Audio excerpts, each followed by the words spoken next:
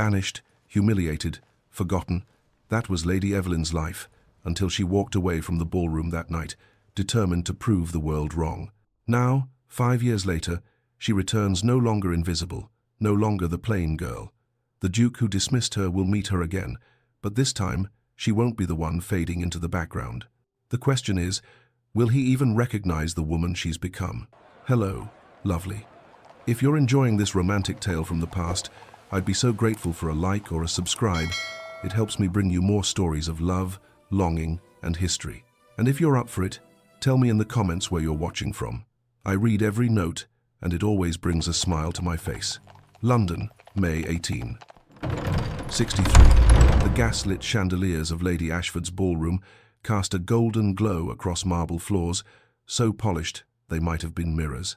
Lady Evelyn Grace Harrow stood near the terrace doors, half hidden by an arrangement of potted palms, and wondered not for the first time that evening why she had allowed herself to be persuaded to attend. The answer, of course, stood across the room in burgundy silk and garnets. Lady Beatrice Harrow, her stepmother, who collected social triumphs the way other women collected porcelain figurines. Evelyn's presence at the pinnacle event of the London season was not kindness but strategy, a contrast to make Beatrice's preserved beauty shine all the brighter. At 22, Evelyn knew precisely what society thought of her. The whispers followed her like an unwelcome shadow. Poor plain Evelyn, unfortunate girl, at least she's well-mannered. She had learned, over years of such assessments, to make herself small, unobtrusive. If she could not be beautiful, perhaps she could be invisible, and invisibility might prove kinder than scrutiny. Her gown of faded lilac muslin, outdated by at least 2 seasons, and simple in cut, where other women wore elaborate crinolines that required doorways to be navigated sideways, whispered against her legs as she shifted position. Around her, silk rustled like distant waves, punctuated by laughter that seemed always to be at someone's expense. Her light brown hair was arranged in modest braids that required no lady's maid's expertise, adorned only by her mother's single strand of pearls. The necklace was the sole piece of jewelry she owned that hadn't been sold to pay her father's gambling debts. Evelyn's grey-blue eyes moved across the glittering assembly with the careful observation of someone who had spent a lifetime watching rather than participating. She catalogued the room's geography with practiced efficiency. The receiving line where Lady Ashford held court, the dance floor where couples waltzed in complicated patterns, the refreshment tables laden with champagne and delicacies most attendees would barely touch. And there, near the grand staircase, stood the gravitational center of every female gaze in the room. Adrian Blackwell, the Duke of Blackwell, was 30 years old and possessed the kind of aristocratic bearing that seemed bred into bone and sinew. Tall and dark-haired, he wore his black tailcoat and white cravat with the casual perfection of a man who had never questioned his right to occupy space in the world. His grey eyes, a shade darker than Evelyn's own, surveyed the ballroom with the assessing coolness of someone appraising horseflesh at Tattersall's. He stood among a cluster of gentlemen, but there was no question who commanded the group. Lord Henry Vale, shorter and more jovial, with sandy hair and a quick smile, leaned close to say something that made the Duke's mouth quirk in what might have been amusement. Around them, other lords orbited like lesser planets around the sun. Evelyn had been watching the Duke peripherally, carefully for the better part of an hour, not with any foolish romantic hope. She had learned long ago not to entertain such fantasies. Rather, she watched him the way she watched everything, with the quiet attention of someone who existed on the margins and had learned to find interest in observation itself. She was so absorbed in her study that she failed to notice Lady Beatrice's approach until her stepmother's voice cut through the general murmur of conversation like a blade through silk. Poor Evelyn. Beatrice's voice carried across the immediate area with the perfect projection of someone who wished to be overheard. So plain, so forgettable. One must admire her courage in attending, knowing she'll spend the evening pressed against the wallpaper like part of the decoration. The words landed with the precision of an assassin's knife. Nearby guests, Lady Thornbury in peacock blue, Miss Pemberton with her elaborate coiffure, several others whose names Evelyn had long since stopped trying to remember, tittered behind painted fans. The sound was delicate, feminine, and utterly cruel. Evelyn's fingers tightened on her own fan until the ivory sticks threatened to crack. Her face, she knew, remained composed.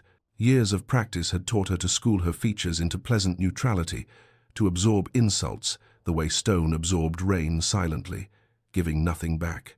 But inside, something cracked just slightly. Not broke, she had endured too much to break over mere words, but cracked, like china developing a hairline fracture that would spread, eventually, into something irreparable. She became aware of other eyes turning toward her. The assessment was swift and unanimous. Yes, poor plain Evelyn, exactly as Lady Beatrice described. The consensus was almost visible in the slight nods, the knowing glances exchanged between matrons and debutantes alike. "I say, Blackwell." Lord Henry Vale's voice rose above the whispers, loud enough that Evelyn heard every word, despite the 20 feet separating them. "Show the poor girl some kindness. One dance wouldn't kill you. It might even be considered charitable." Evelyn's breath caught. She hadn't realized the Duke's attention or his friends had turned in her direction at all. For one terrible, hopeful moment, she made the mistake of looking directly at Adrian Blackwell. His grey eyes met hers across the expanse of gleaming floor. The contact lasted perhaps 2 seconds, long enough for her to see the assessment in his gaze, the brief consideration, and then the dismissal. He looked away as one might look away from something mildly distasteful. When he spoke, his voice carried the bored drawl of absolute certainty, the tone of a man who had never questioned whether his opinions mattered. "I dance with ladies who enhance my reputation, Vale, not diminish it. I've no interest in charity cases, particularly those who seem designed by nature to fade into the drapery." The words hung in the air like smoke. Around them, conversation didn't stop. That would have been too obvious, but it shifted. The way a flock of birds shifts direction as one organism. People pretended not to have heard, while ensuring they missed not a single syllable.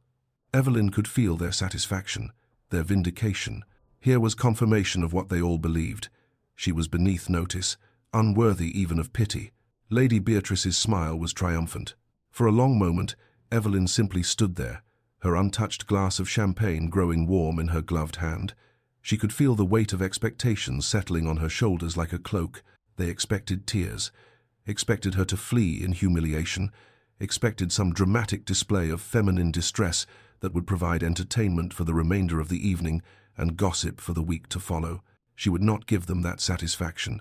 With movements as deliberate as a dancer's, Evelyn set down her champagne glass on a nearby table. She met Lady Beatrice's gaze, directly saw the challenge there, the triumph, the casual cruelty that had characterized their relationship since her father's remarriage 8 years ago. Then, without a word, she turned and walked toward the ballroom's exit. She did not hurry, did not gather her skirts and run. She simply moved through the crowd with measured grace, her spine straight, her face composed. The sea of silk and jewels parted slightly to let her pass, whispers following in her wake like foam trailing a ship. "Did you hear what the Duke said? Designed to fade into the drapery, how cutting. Poor thing. Though he's not wrong, is he? Where is she going? Probably to compose herself. How embarrassing." Evelyn heard none of it. Or rather, she heard all of it and let it wash over her without penetration, the way one might let rain fall without truly feeling wet. She had learned this skill over years of being the object of such commentary. The terrace doors stood open to admit the cool May evening. She stepped through them into darkness punctuated by starlight, into air that smelled of coal smoke and distant gardens rather than perfume and candle wax. Out here, the sounds of the ballroom became muffled violin music, and laughter reduced to a pleasant murmur, like the ocean heard from a great distance.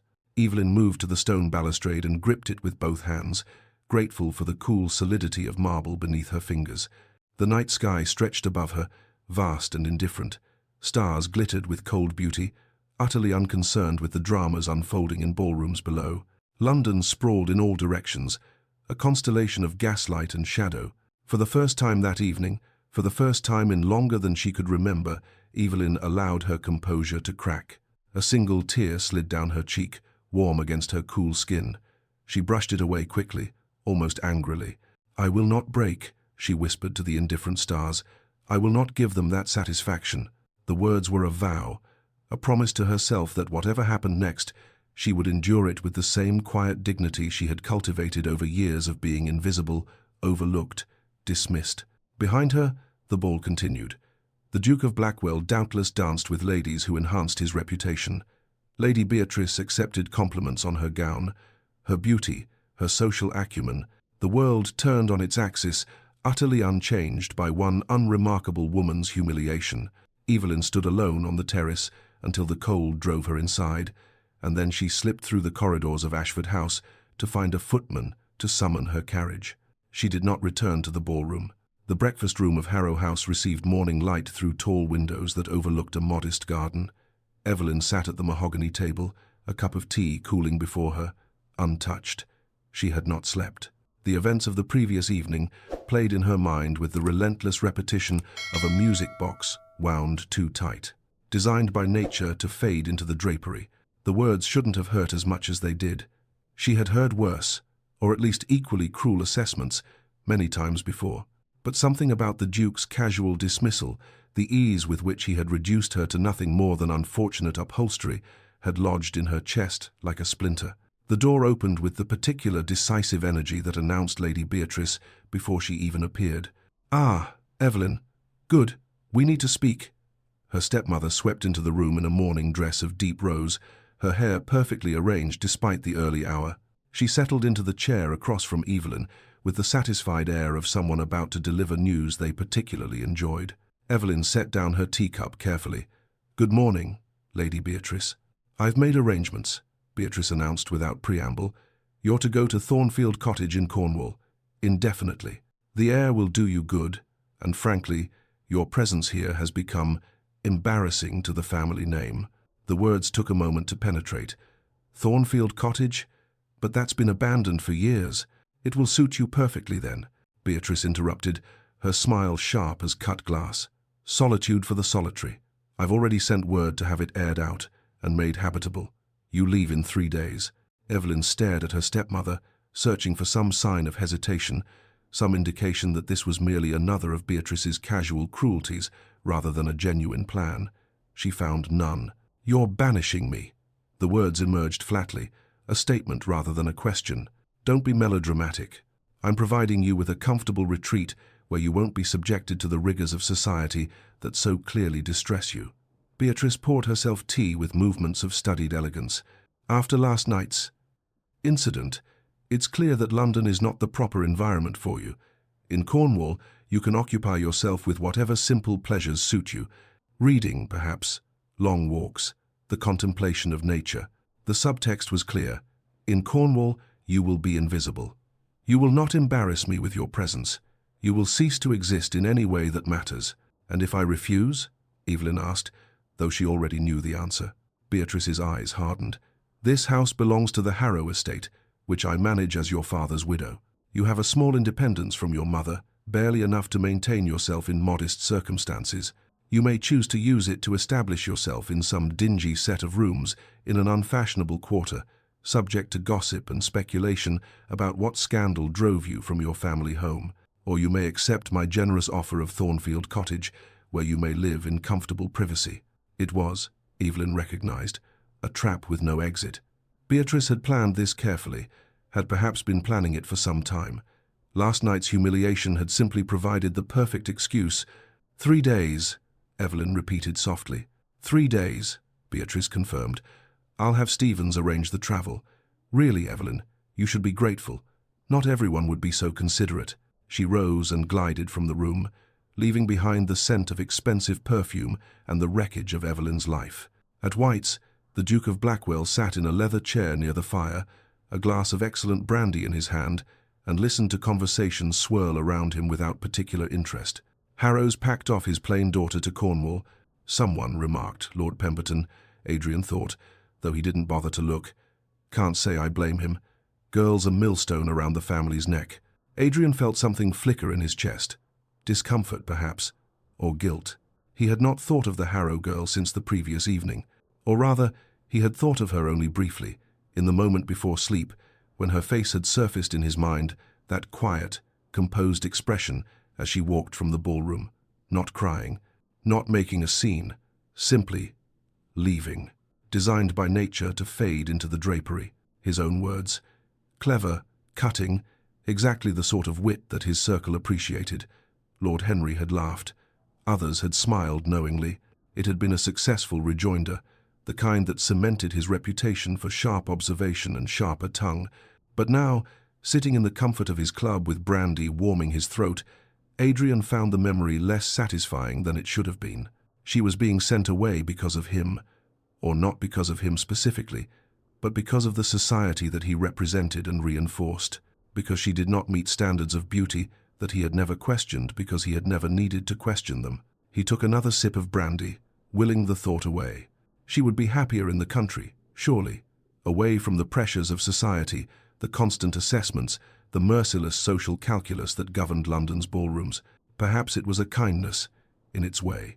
Perhaps she would find peace in Cornwall, in whatever simple occupations would fill her days. Perhaps he had done her a favor. The rationalization felt thin even as he constructed it, but Adrian Blackwell had spent 30 years learning to believe comfortable lies about himself and his world. This was simply one more. "Another brandy, Your Grace?" the server inquired. "Yes," Adrian said, "and see if Lord Henry is available.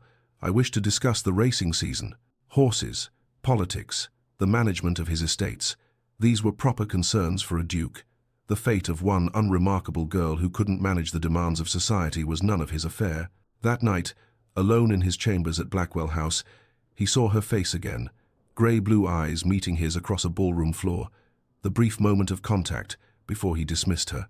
Not plain, exactly, but unremarkable, forgettable. He told himself this until he believed it, and then he slept. Evelyn stood in her bedroom at Harrow House, packing by candlelight though the hour was not late. Somehow, the intimacy of darkness seemed appropriate for this task, the sorting of a life into what could be carried and what must be left behind. She had few enough possessions that the work went quickly. Clothing, mostly simple and out of fashion, a few books, including her mother's copy of Wuthering Heights, its spine cracked from repeated readings, the pearl necklace, carefully wrapped in soft cloth, a miniature portrait of her mother, painted before illness had stolen the color from her cheeks. Outside her window, London continued its glittering existence. Somewhere, ballrooms were lit and music played. Somewhere, Lady Beatrice was accepting compliments, secure in her social triumph. Somewhere, the Duke of Blackwell was doing whatever dukes did when they were not casually destroying people with their words.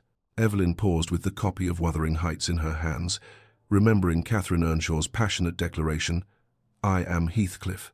What would it be like, she wondered, to love and be loved with such certainty, to matter so completely to another person that your very souls were intertwined? She would never know.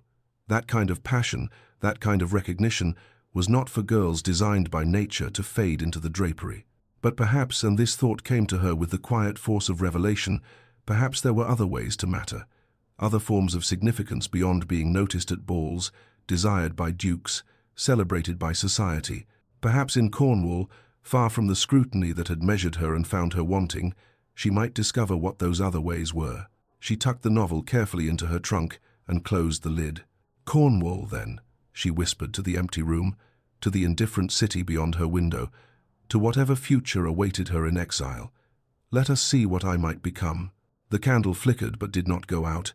Somewhere in the house, a clock chimed midnight, and Evelyn Grace Harrow, who had been dismissed as plain and forgettable, allowed herself to imagine just for a moment that being forgotten by this world might be the beginning of finding herself in another. The journey to Cornwall took 3 days, and with each mile, London's soot-stained elegance gave way to something wilder, more honest.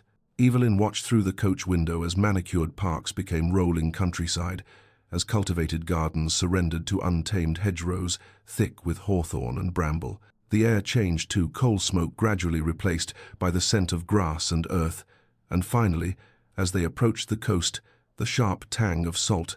By the 3rd day, the landscape had transformed entirely. The road narrowed to little more than a track carved between stone walls, winding through terrain that seemed to belong to another world entirely. Here, the wind bent trees into permanent submission, and the sky stretched vast and changeable, clouds racing across it like thoughts across an unsettled mind. When the coach finally crested the last hill and Thornfield Cottage came into view, Evelyn's first thought was that cottage was a misnomer. The structure was a small stone manor, 2 stories of weathered grey granite that looked as though it had grown from the cliff-top rather than been built upon it. The windows were dark, empty eyes staring out at the sea. The garden, if it could be called that, had long since surrendered to nature's designs, wild roses and brambles creating a thorny maze that pressed against the walls. And beyond it all, the sea. Evelyn heard it before she fully saw it, a constant roar, almost violent in its intensity. Waves crashed against the cliffs below with a force that seemed determined to pull the land itself into the depths. The sound was nothing like the genteel water features of London's parks. This was raw, elemental, utterly indifferent to human presence. The coach door opened, and a weathered woman in her 60s stood waiting. She wore simple grey wool and a white cap, her face lined by years of coastal wind, her eyes sharp and assessing. "You'll be Lady Evelyn, then?" It was not quite a question. "I'm Mrs. Wren. I've aired out the east bedroom and laid a fire. Supper's simple, we've no staff for fancy London cooking." Evelyn stepped down from the coach, her legs unsteady after 3 days of travel. "Thank you, Mrs. Wren. I'm grateful for your preparation." The older woman's eyes softened slightly. "You look half frozen, miss. Come inside before this wind cuts through you." The interior of Thornfield was clean but spare. Mrs. Wren had clearly done her best, but no amount of dusting could disguise the cottage's fundamental emptiness. Minimal furniture, faded curtains that had once been blue, floors of dark wood that echoed with each footstep. The fire in the drawing-room hearth provided warmth, but made the shadows in the corners seem deeper by contrast. "I'll bring your supper to the dining room in an hour," Mrs. Wren said. "The east bedroom is up the stairs, first door on the left. I'll have your trunk brought up directly." Then she was gone, her footsteps receding toward what Evelyn assumed must be the kitchen, leaving her alone in this strange, stark house that was now, apparently, her home. The first weeks passed in a haze of profound isolation. Evelyn wandered the rooms of Thornfield like a ghost, learning its geography through repetition. The drawing room with its faded chairs, the dining room where she took solitary meals, Mrs. Wren's simple cooking served on china that had seen better days, the small morning room overlooking the wild garden, the library, though it hardly deserved the name, containing perhaps 40 books, their leather bindings cracked with age. She wrote letters because it gave her something to do, some connection to the world she'd left behind. To her father: "Dear Papa, I have arrived safely in Cornwall. Thornfield is remote but adequate. I hope you are well. I remain your devoted daughter, Evelyn." No response came. To Charlotte Pemberton, who had been something approximating a friend at finishing school: "Dear Charlotte, you may have heard I've removed to Cornwall for my health. The sea air is quite bracing. I hope London continues to agree with you. Yours, Evelyn." Charlotte's reply arrived 3 weeks later. A single page of polite nothings that made clear she considered their acquaintance concluded. "How adventurous you are, dear Evelyn, to embrace such rustic solitude. I'm sure it suits you. London remains delightful as always. I must close as Lady Worthington's ball begins in 2 hours. With warm regards, C. Pemberton." The subtext was unmistakable. "I am dancing in ballrooms while you rot in exile. We have nothing more to say to one another." After that, Evelyn wrote only in her journal, pages filled with observations that no one would ever read, descriptions of the sea's changing moods, catalogues of her own loneliness, questions without answers about what she was meant to do with the remainder of her life. 3 weeks into her exile, a massive storm struck the coast. Evelyn stood at her bedroom window, watching nature's violence unfold with a kind of terrible fascination. The wind shrieked around the cottage's corners, rattling window panes in their frames. Rain fell in sheets so thick the garden disappeared into grey nothing, and the sea transformed into something monstrous, waves towering higher than houses before crashing against the cliffs with force that shook the ground. It was beautiful, terrifying and beautiful. As she watched, something inside Evelyn cracked. Not broke, she had thought herself broken already, but cracked, like ice giving way to spring thaw. "I am alone," she thought, the realization hitting with the force of those waves. Truly, completely alone. No one is coming to rescue me. No one is thinking of me. I am forgotten. The words should have been devastating. Instead, they brought a strange clarity. And then, quieter but more powerful, then I am free. Free from the weight of expectations she could never meet. Free from the constant assessment of eyes that found her wanting. Free from the exhausting work of making herself small, acceptable, invisible. Here, in this isolated cottage on the edge of the world, no one was watching. No one cared whether she was plain or beautiful, proper or improper, worthy or worthless. She could be anything, or nothing. The choice was entirely hers. The realization settled over her like a benediction. The next morning, Restless and seeking distraction, Evelyn explored parts of Thornfield she had previously ignored. In a corner room on the second floor, behind a door she'd assumed led to a closet, she discovered a small study. Dust motes danced in the light from a single window. A desk sat beneath it, and 3 walls were lined with bookshelves. Unlike the meager collection in the main library, these shelves were full, perhaps 200 volumes, their spines bearing titles that made Evelyn's breath catch. A Vindication of the Rights of Woman by Mary Wollstonecraft, Darwin's On the Origin of Species, Mill's On Liberty, Poetry by Elizabeth Barrett Browning, essays by Harriet Martineau, political treatises that would have scandalized any London drawing room. Some previous inhabitant of Thornfield, had been a radical thinker, and they had left their intellectual treasures behind. Evelyn pulled down the Wollstonecraft and opened to a random page. I do not wish women to have power over men, but over themselves. She read standing up, too absorbed to sit. Then she carried the book downstairs and read through supper, barely tasting Mrs. Wren's fish stew. She read by firelight until the words blurred, and when she finally slept, her dreams were full of ideas rather than ballrooms. You're looking less like a ghost, miss, and more like a person with purpose, Mrs. Wren observed a week later, setting down Evelyn's breakfast with a nod of approval. Evelyn, who had brought 3 books to the table, looked up in surprise. Am I? That you are. Got some color in your cheeks, too. The walking helps, I expect. The walking had become a daily necessity. Evelyn had begun venturing beyond Thornfield's grounds, following the cliff paths toward the village of Penrith 2 miles distant. The exercise cleared her mind, and the village, small and unpretentious, offered a glimpse of life utterly different from anything she'd known in London. It was on one of these walks, a month into her exile, that she met Mrs. Alcott. The vicar's wife was a woman in her 40s with kind eyes and capable hands, presiding over a small Sunday school in the church's vestry.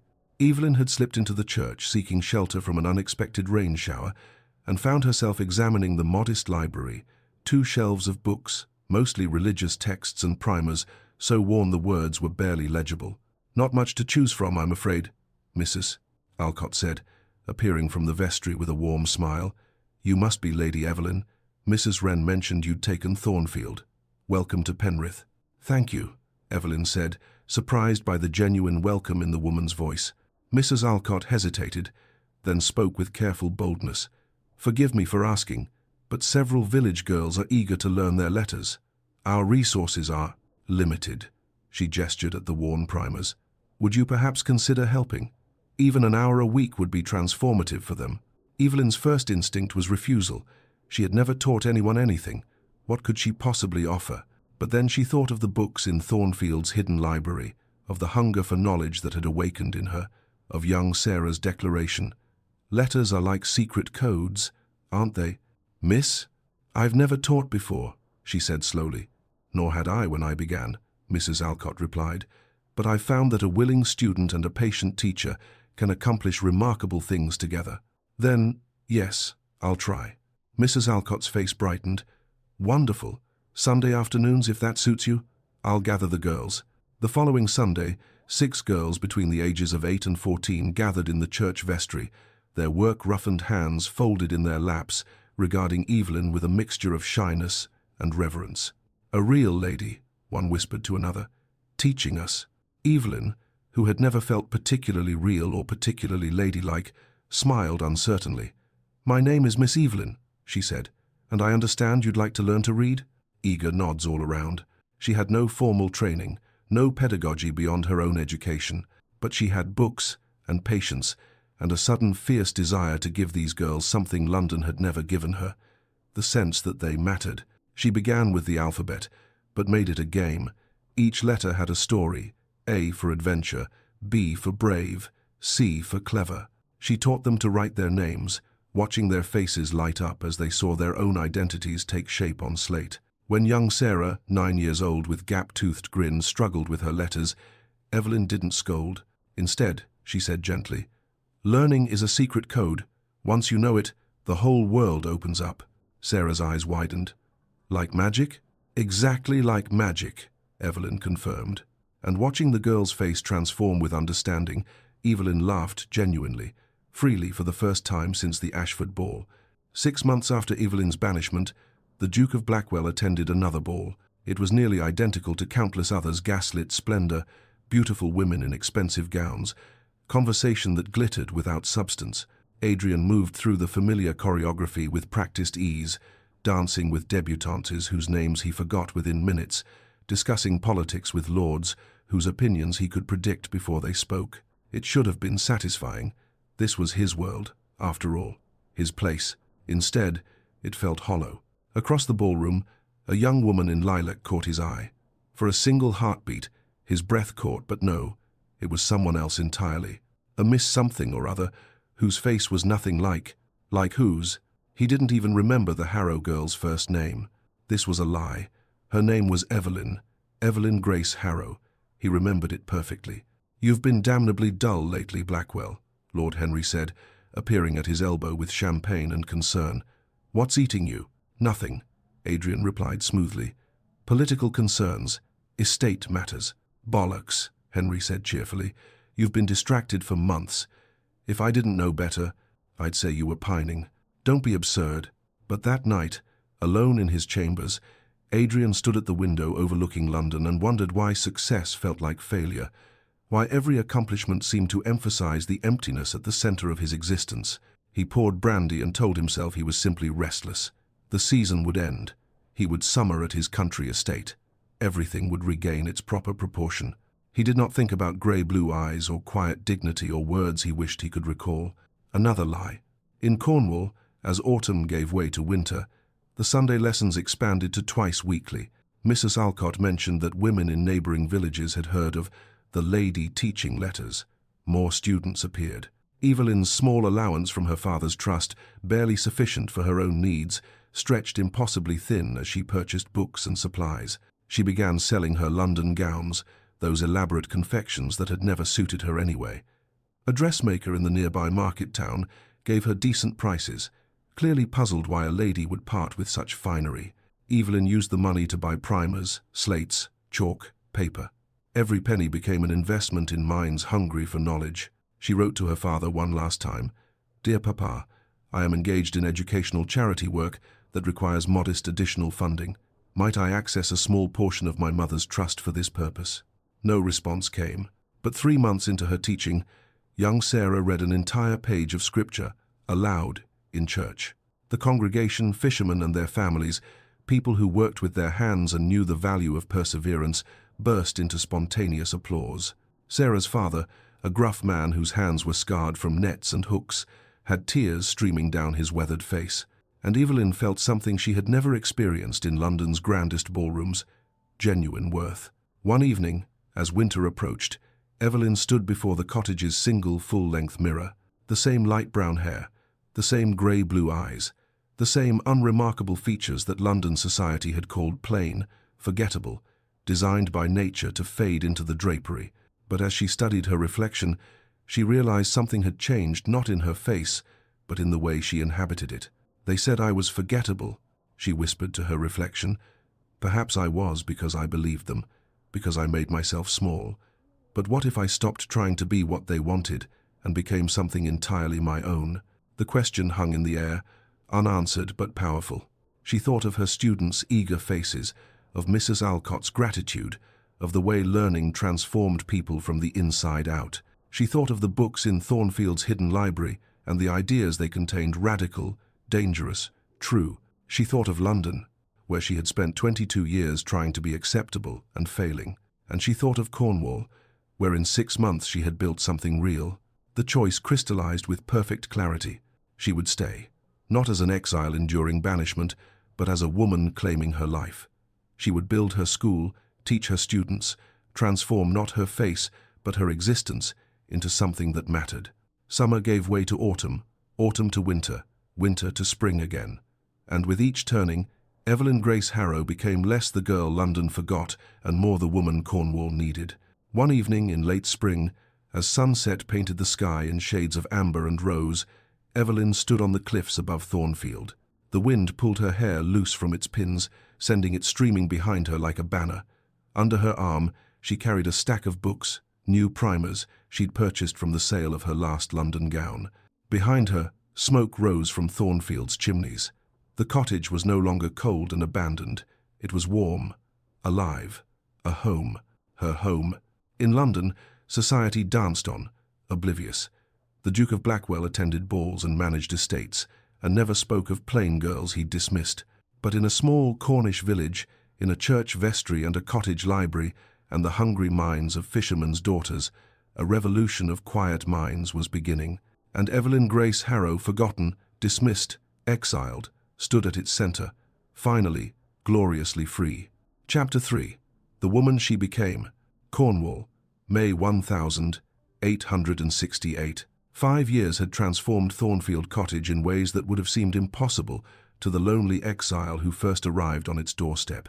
The wild garden had been tamed into productivity, vegetables grew in neat rows, herbs flourished in beds bordered by stone, and those brambling wild roses had been trained into archways that framed the path to the door. The cottage itself had been modestly expanded, a small wing added with the help of local craftsmen whose daughters attended Evelyn's school and who considered their labor a form of tuition payment. Smoke rose from the chimneys even in late spring, for the cottage now housed not just Evelyn and Mrs. Wren, but often students who stayed late into the evening, reluctant to leave their books. At 27, Evelyn Grace Harrow looked much as she had at 22, the same light brown hair, the same grey-blue eyes, the same features that London had deemed unremarkable. But something fundamental had shifted in the way she inhabited her body, her space, her life. She wore simple clothing now, well made from practical fabrics that could withstand coastal wind and chalk dust. Her hair was styled more loosely, naturally, without the rigid propriety that London demanded. When she moved through the village of Penrith or stood before her students, there was confidence in her bearing, purpose in her step, the quiet authority of someone who had discovered her worth and no longer required external validation to confirm it.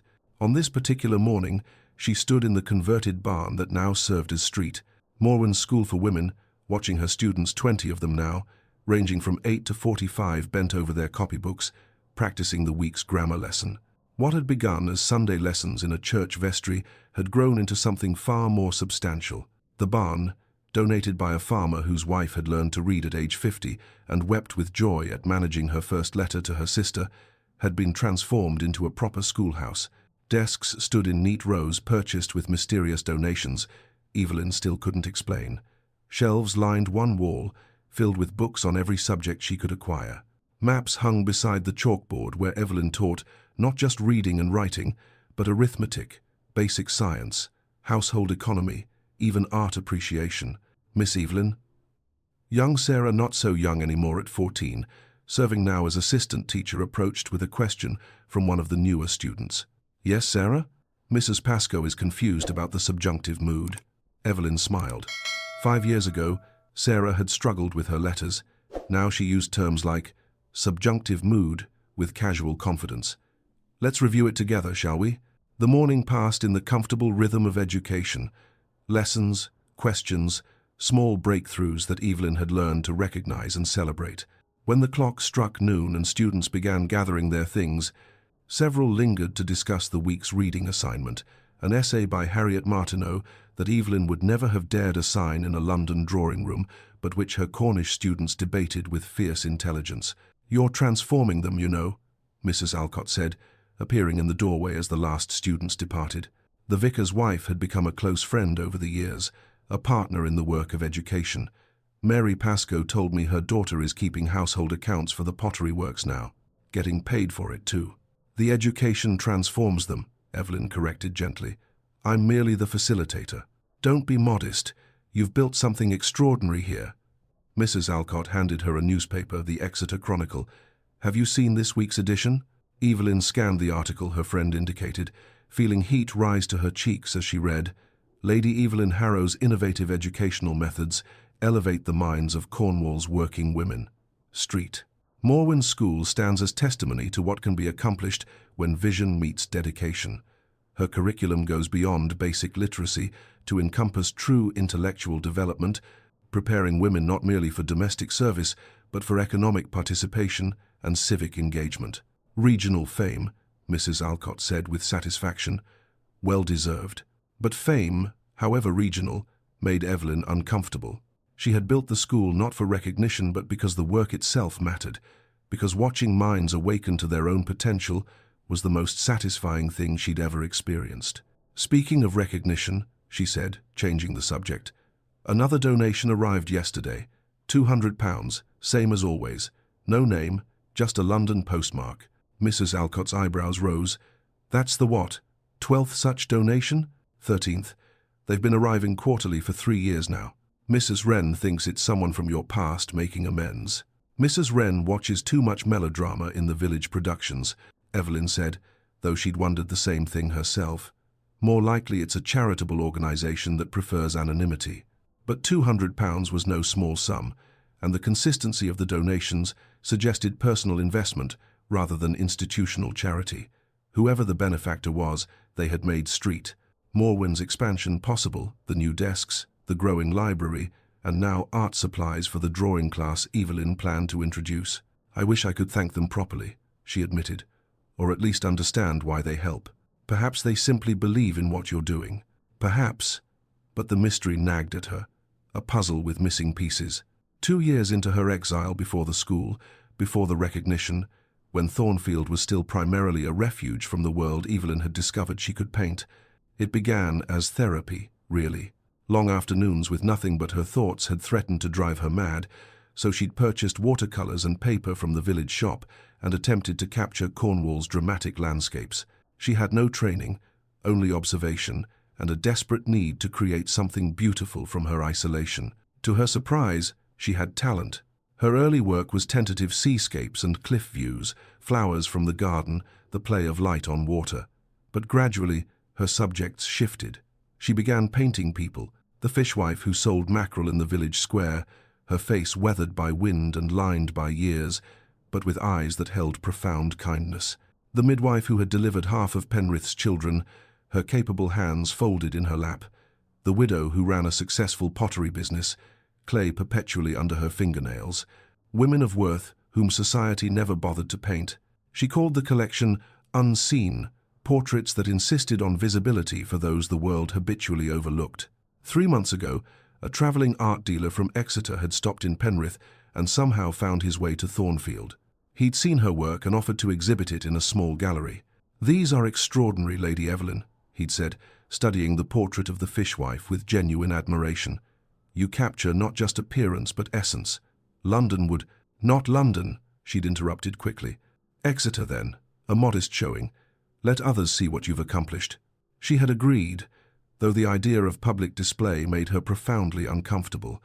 The exhibition was scheduled for July, just 2 months away. But now, everything had changed. The letter arrived on a Tuesday morning, delivered by the mail coach, along with a parcel of new books for the school. Evelyn recognized the London solicitor's seal before she opened it, and her stomach tightened with inexplicable dread. "Dear Lady Evelyn, it is my unfortunate duty to inform you that Viscount Harrow passed away on the 14th inst, following a brief illness. The memorial service will be held at St. James Church, London, on the 3rd of June. Your presence is requested as his sole surviving child. Please contact this office at your earliest convenience regarding matters of the estate. Your obedient servant, Mr. Gerald Whitmore, Solicitor." Evelyn read the letter twice, waiting for grief to arrive. Instead, she felt a complex tangle of emotions she couldn't quite name. Sadness, yes, but not for the father who had existed, rather for the father who might have existed, who might have loved her, defended her, seen her worth. That father had never been real. She was mourning a fiction. A second letter had arrived with the first, this one in Lady Beatrice's distinctive hand. "Evelyn, your attendance at your father's memorial is expected for propriety's sake. Arrangements have been made for your stay at Harrow House. Do try not to embarrass the family further. Lady Beatrice Harrow." No condolences, no acknowledgement that Evelyn might be grieving. Just the familiar contempt wrapped in a thin veneer of civility. For a long moment, Evelyn sat with both letters in her lap, staring out at the garden without seeing it. "Bad news, miss?" Mrs. Wren asked gently, setting down a tea tray. "My father has died. There's to be a memorial service in London." Mrs. Wren's weathered face softened with sympathy. "I'm sorry, miss. Were you close?" "No, but I wish we had been. Will you go? To London?" That was the question, wasn't it? Evelyn had built a life in Cornwall precisely because it was far from London's judgment, far from the world that had found her wanting. Why invite that scrutiny back into her existence? I don't know, she admitted. The decision crystallized over the next few days, shaped by conversations that approached the question from different angles. Mrs. Wren's perspective was characteristically direct. You're not the frightened girl they sent away, miss. You're a woman of accomplishment now. Let them see what they discarded. But Evelyn wasn't certain she cared whether London saw anything at all. I built a life here precisely because I was free from their judgment. Why invite it back? It was Sarah, surprisingly, who provided the argument that resonated most deeply. The girl appeared at Thornfield one evening, ostensibly to return borrowed books, but clearly wanting to discuss something more substantial. You're thinking about the London Memorial, she said, not a question. How did you? Mrs. Wren mentioned it. Miss Evelyn, you've always taught us that education means we don't have to accept the world's limitations. That learning gives us power to define ourselves rather than accepting others' definitions. That's true. Then maybe you need to show them and yourself that you learned that lesson too. Evelyn looked at this girl she'd taught to read 5 years ago, now poised on the edge of young womanhood, and saw in her the transformation that education could accomplish. Sarah was right. Going to London wasn't about seeking approval. It was about proving to herself, more than anyone, that their opinion no longer had power over her. You're remarkably wise for 14, Evelyn said softly. Sarah grinned. I had a good teacher. Preparation for London required addressing one immediate problem. Evelyn had nothing appropriate to wear.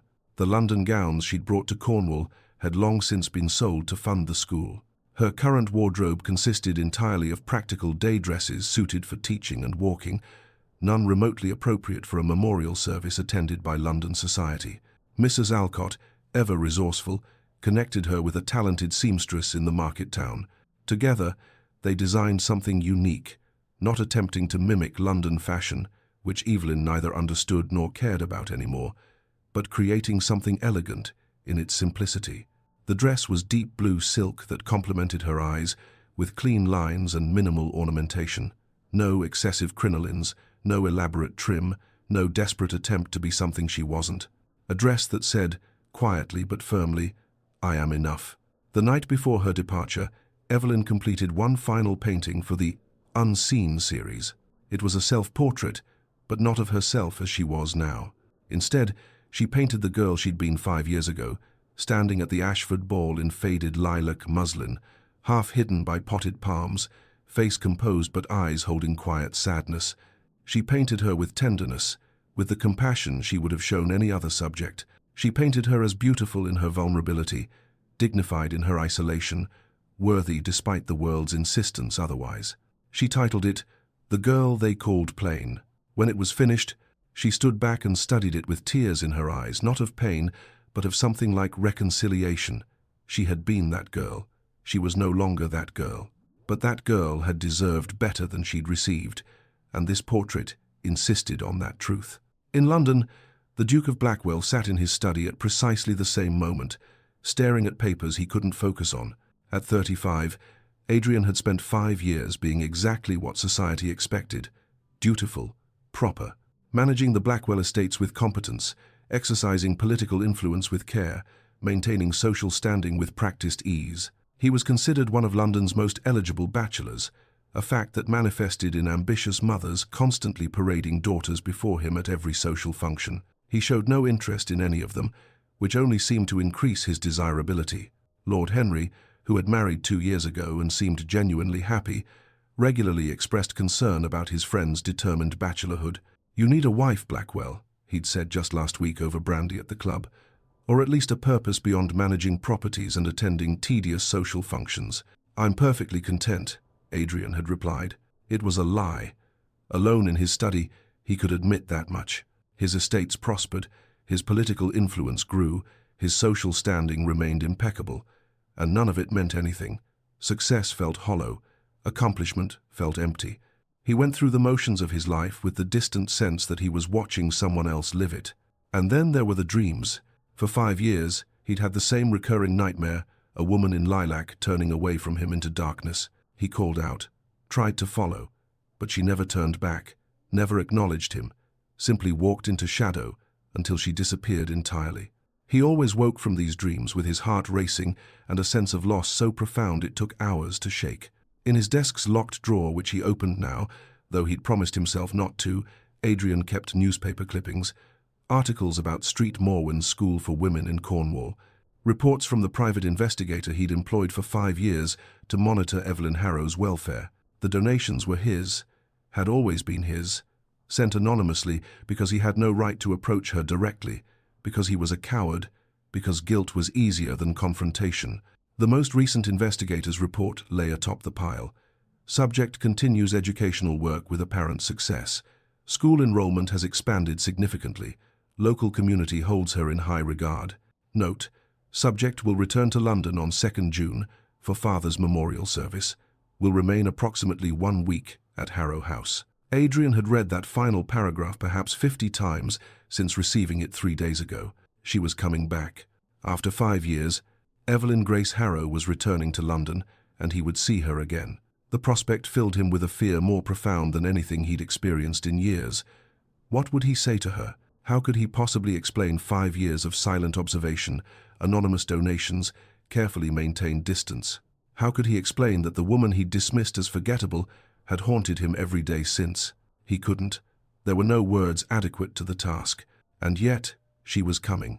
Ready or not, worthy or not, he would face the woman he'd destroyed. The day before departure, Evelyn stood on the cliffs above Thornfield one final time, watching the sun set over the sea in shades of amber and rose. Behind her, the cottage glowed with lamplight. Smoke rose from its chimneys. It was warm, alive, utterly hers. Before her, the sea stretched endless and indifferent, just as it had 5 years ago when she'd arrived in exile. But she was not the same woman who had stood here then. "I returned to London not as the girl they banished," she whispered to the wind, "but as the woman I've become. Whatever happens, they can never take that from me." The wind caught her hair, pulling it loose from its pins. She let it stream behind her, unconcerned with propriety or appearance. Here, she was free. That freedom lived inside her now, portable, permanent. London could not take it away. In his study, Adrian burned 5 years of correspondence letters he'd written to Evelyn and never sent, drafts of apologies he'd never delivered, confessions he'd never had the courage to speak aloud. The flames consumed them eagerly, turning carefully chosen words into ash and smoke. When they were gone, he stared at his reflection in the window's dark glass and hated what he saw. A man of privilege and position who had accomplished nothing that mattered.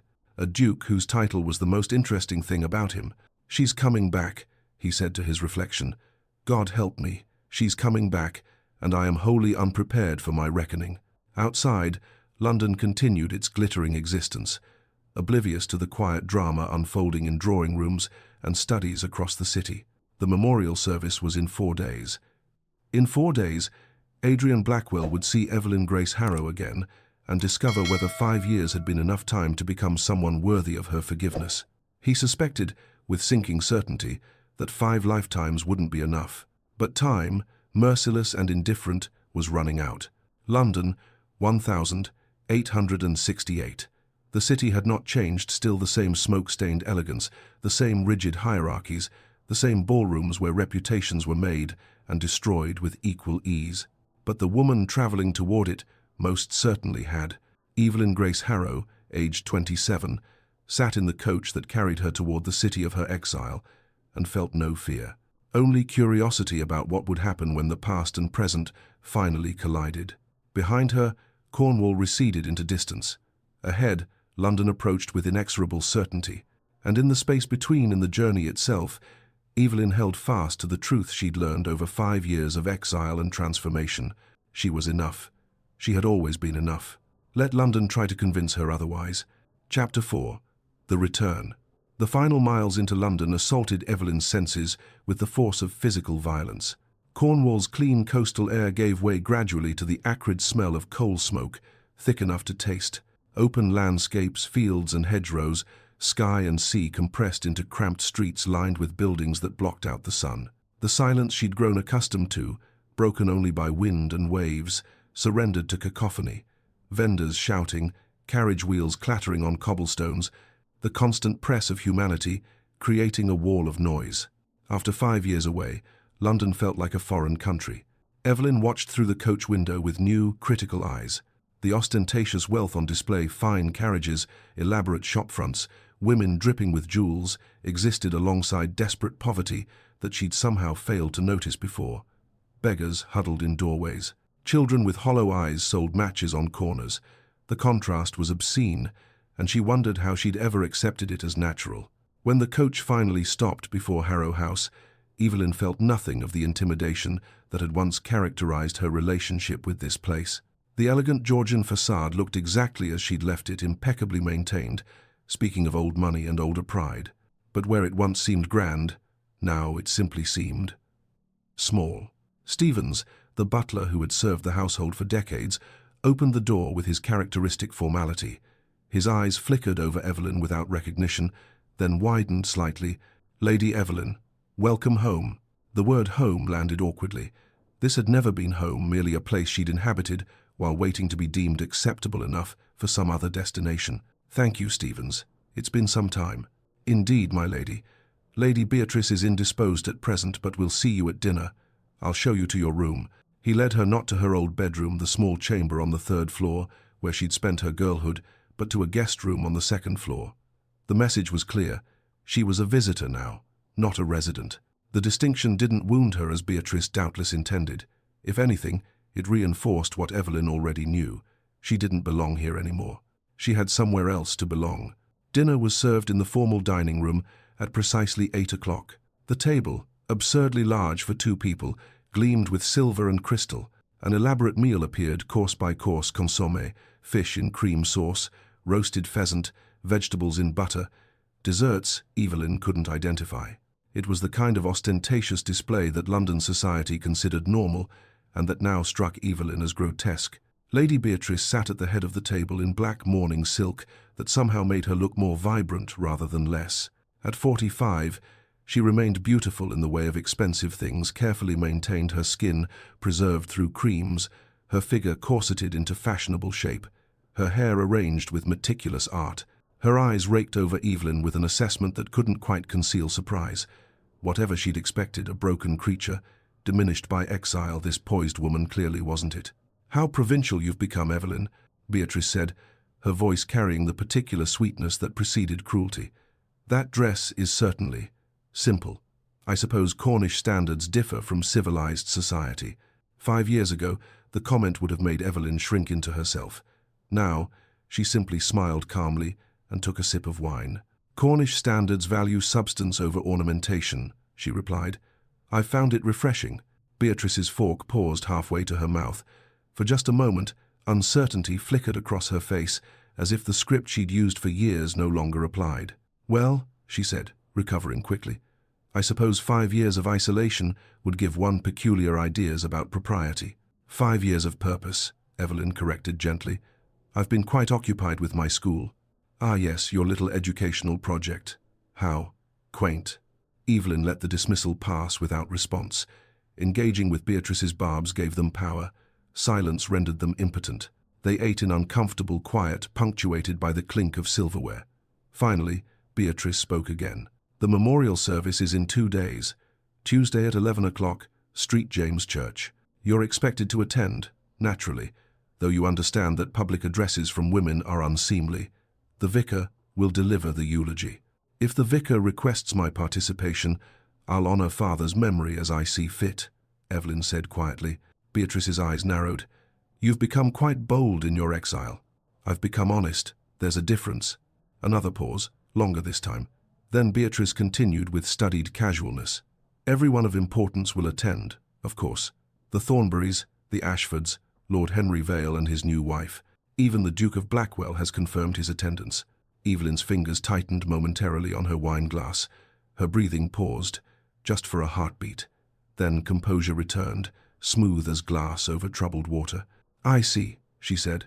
Beatrice smiled, satisfied at having landed a blow. "I thought you should be prepared. It would be unfortunate if you were overcome by unexpected encounters. How thoughtful of you to be concerned." The sarcasm was subtle enough to maintain plausible deniability, but Beatrice heard it. Her mouth thinned into an angry line. "You may excuse yourself, Evelyn. I find I've lost my appetite." Evelyn rose with grace, nodded politely. and left the dining room without another word. But that night, alone in the guest room with London's noise drifting through her window, her calm facade cracked slightly. She would see him again. Adrian Blackwell, the man whose casual cruelty had exiled her, whose words had confirmed every fear she'd ever harbored about her worth. Did it still hurt? She probed the memory carefully, like testing a healed wound. There was tenderness, yes, the ghost of old pain. But the sharp, bleeding agony had scabbed over, scarred, become something she'd survived rather than something that defined her. She could face him. She would face him. And his opinion, whatever it might be, no longer had the power to destroy her. The next morning, Beatrice insisted they visit Madame Dubois' exclusive dress shop for proper mourning attire. "You cannot possibly attend the memorial in that provincial dress," she declared over breakfast. "Whatever Cornwall's standards, London has expectations." Evelyn agreed, primarily because it gave her an excuse to leave Harrow House. The shop, located in an elegant part of Mayfair, was all gilt mirrors and plush carpets, gowns displayed like works of art. They were examining black silks when familiar voices made Evelyn's spine stiffen. "Such a tragedy about Lord Harrow," Lady Thornbury was saying to her daughter as they entered the fitting area. "I understand he had a daughter, but she disappeared years ago. Scandal of some sort, I believe." Evelyn turned slowly. Lady Thornbury looked exactly as she had 5 years ago, a woman in her 50s who clung to youth through expensive clothing and rigid propriety. Beside her, Cecilia had matured from cruel girl to cruel woman, her beauty as sharp and cold as cut crystal. They didn't recognize Evelyn at first. Their eyes slid past her as they would past any unremarkable person. Beatrice's smile was malicious with pleasure. "Allow me to reintroduce my stepdaughter, Lady Evelyn." The women's eyes widened in perfect synchronization. They searched Evelyn's face for the plain girl they remembered and found someone different. Not transformed in features, she looked essentially the same but different in presence, in the way she held herself, in the steady composure of her gaze. "Lady Evelyn." Lady Thornbury recovered first, her voice pitched high with false warmth. "My goodness, we had no idea, that is, we hadn't realized, that I still existed." Evelyn supplied helpfully. "How provincial you've become," Cecilia cut in with the casual cruelty she'd perfected. "Cornwall must have agreed with you in its simple way." Evelyn smiled, genuinely amused. "Cornwall taught me that beauty is far less interesting than purpose. I've been quite fulfilled." Cecilia's perfect features arranged themselves into confusion. Evelyn's response didn't fit the expected pattern. No defensiveness, no wounded pride, no desperate attempt to prove herself worthy of notice. "Well," Lady Thornbury said into the awkward silence, "we must be going. So much to prepare before Tuesday's service. I'm sure we'll see you there." They departed with indecent haste, leaving Beatrice frustrated and Evelyn oddly satisfied. At White's, Lord Henry mentioned casually over cards, "Harrow's memorial is Tuesday. Understand the daughter's returned from wherever she was hidden." "Cornwall, was it?" Adrian kept his eyes on his hand, arranging cards with fingers that wanted to tremble. "I wasn't aware Harrow had a daughter." The lie tasted bitter on his tongue. Henry laughed. "Oh, you remember plain little thing. You made some quip about drapery at the Ashford ball years back. We all did. Rather cruel in retrospect, I suppose." "Ancient history," Adrian said, discarding a card with studied casualness. "Hardly worth revisiting." But his mind raced. She was here, in London. He could encounter her anywhere at the memorial, certainly, but possibly before. The city that had seemed vast now felt suffocatingly small. He made his excuses and left the club early. Back at Blackwell House, he paced his study like a caged animal. Should he approach her, attempt an apology, ignore her and hope she didn't remember him? The last thought was laughable. Of course she remembered. How could she possibly forget? He was utterly unprepared for this encounter.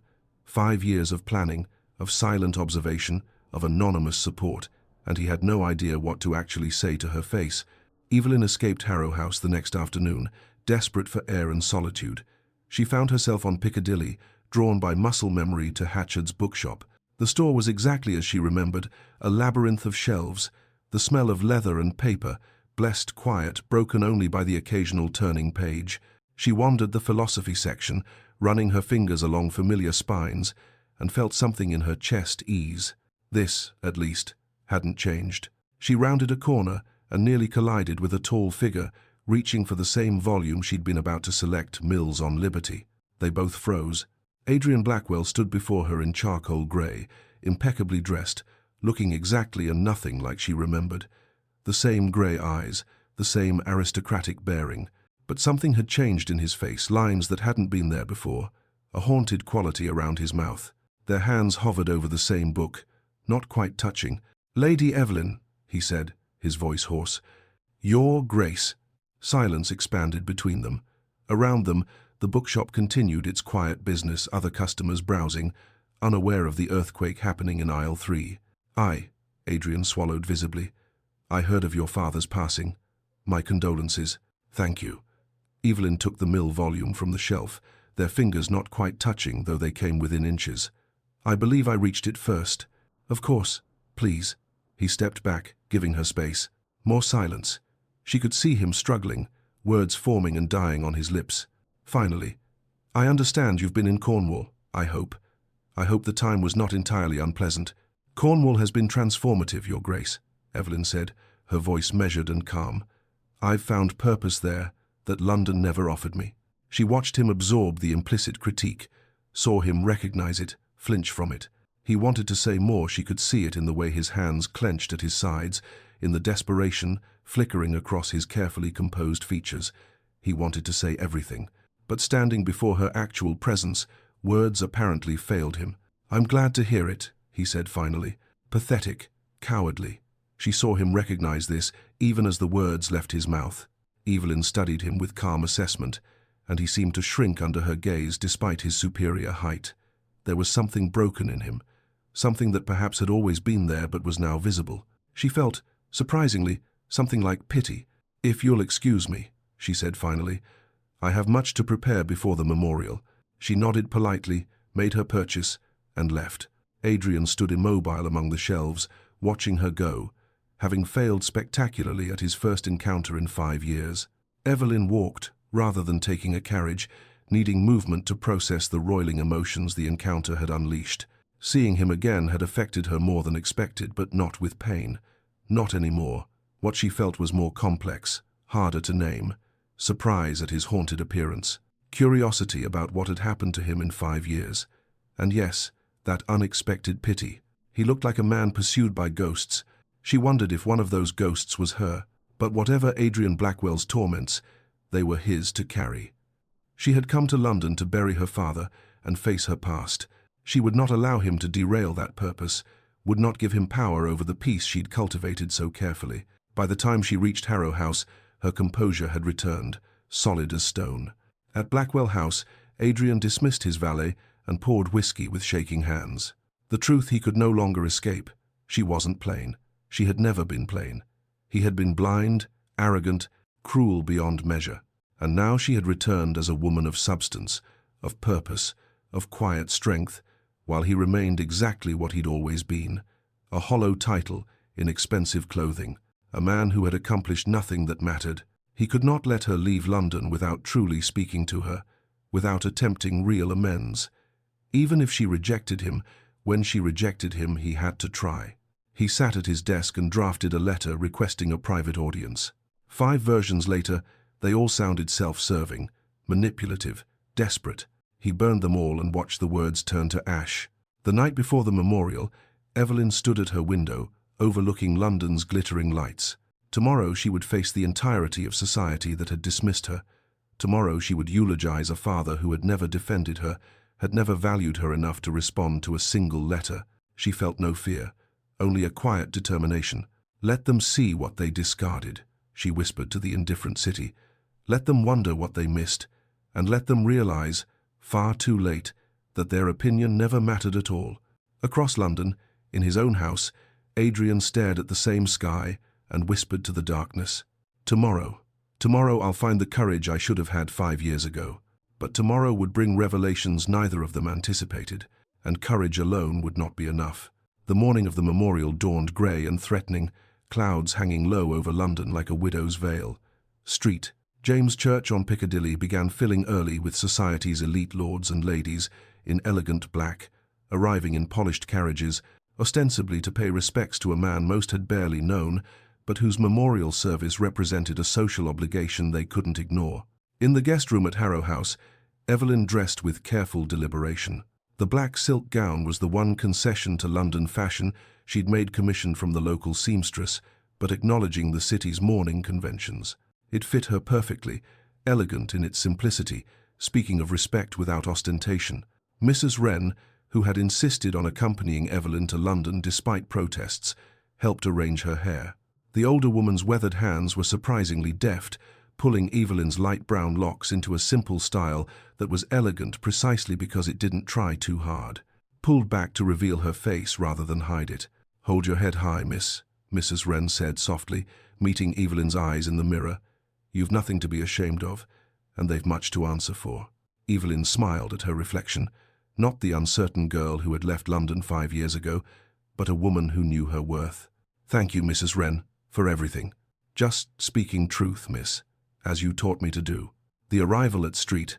James' Church was precisely choreographed for maximum social impact. Lady Beatrice, resplendent in black bombazine with jet beading, descended from the carriage first. Then Evelyn, her hand steady as she accepted the footman's assistance. They walked up the church steps together. Propriety demanded the appearance of familial unity, and whispers rippled through the assembled mourners like wind through wheat.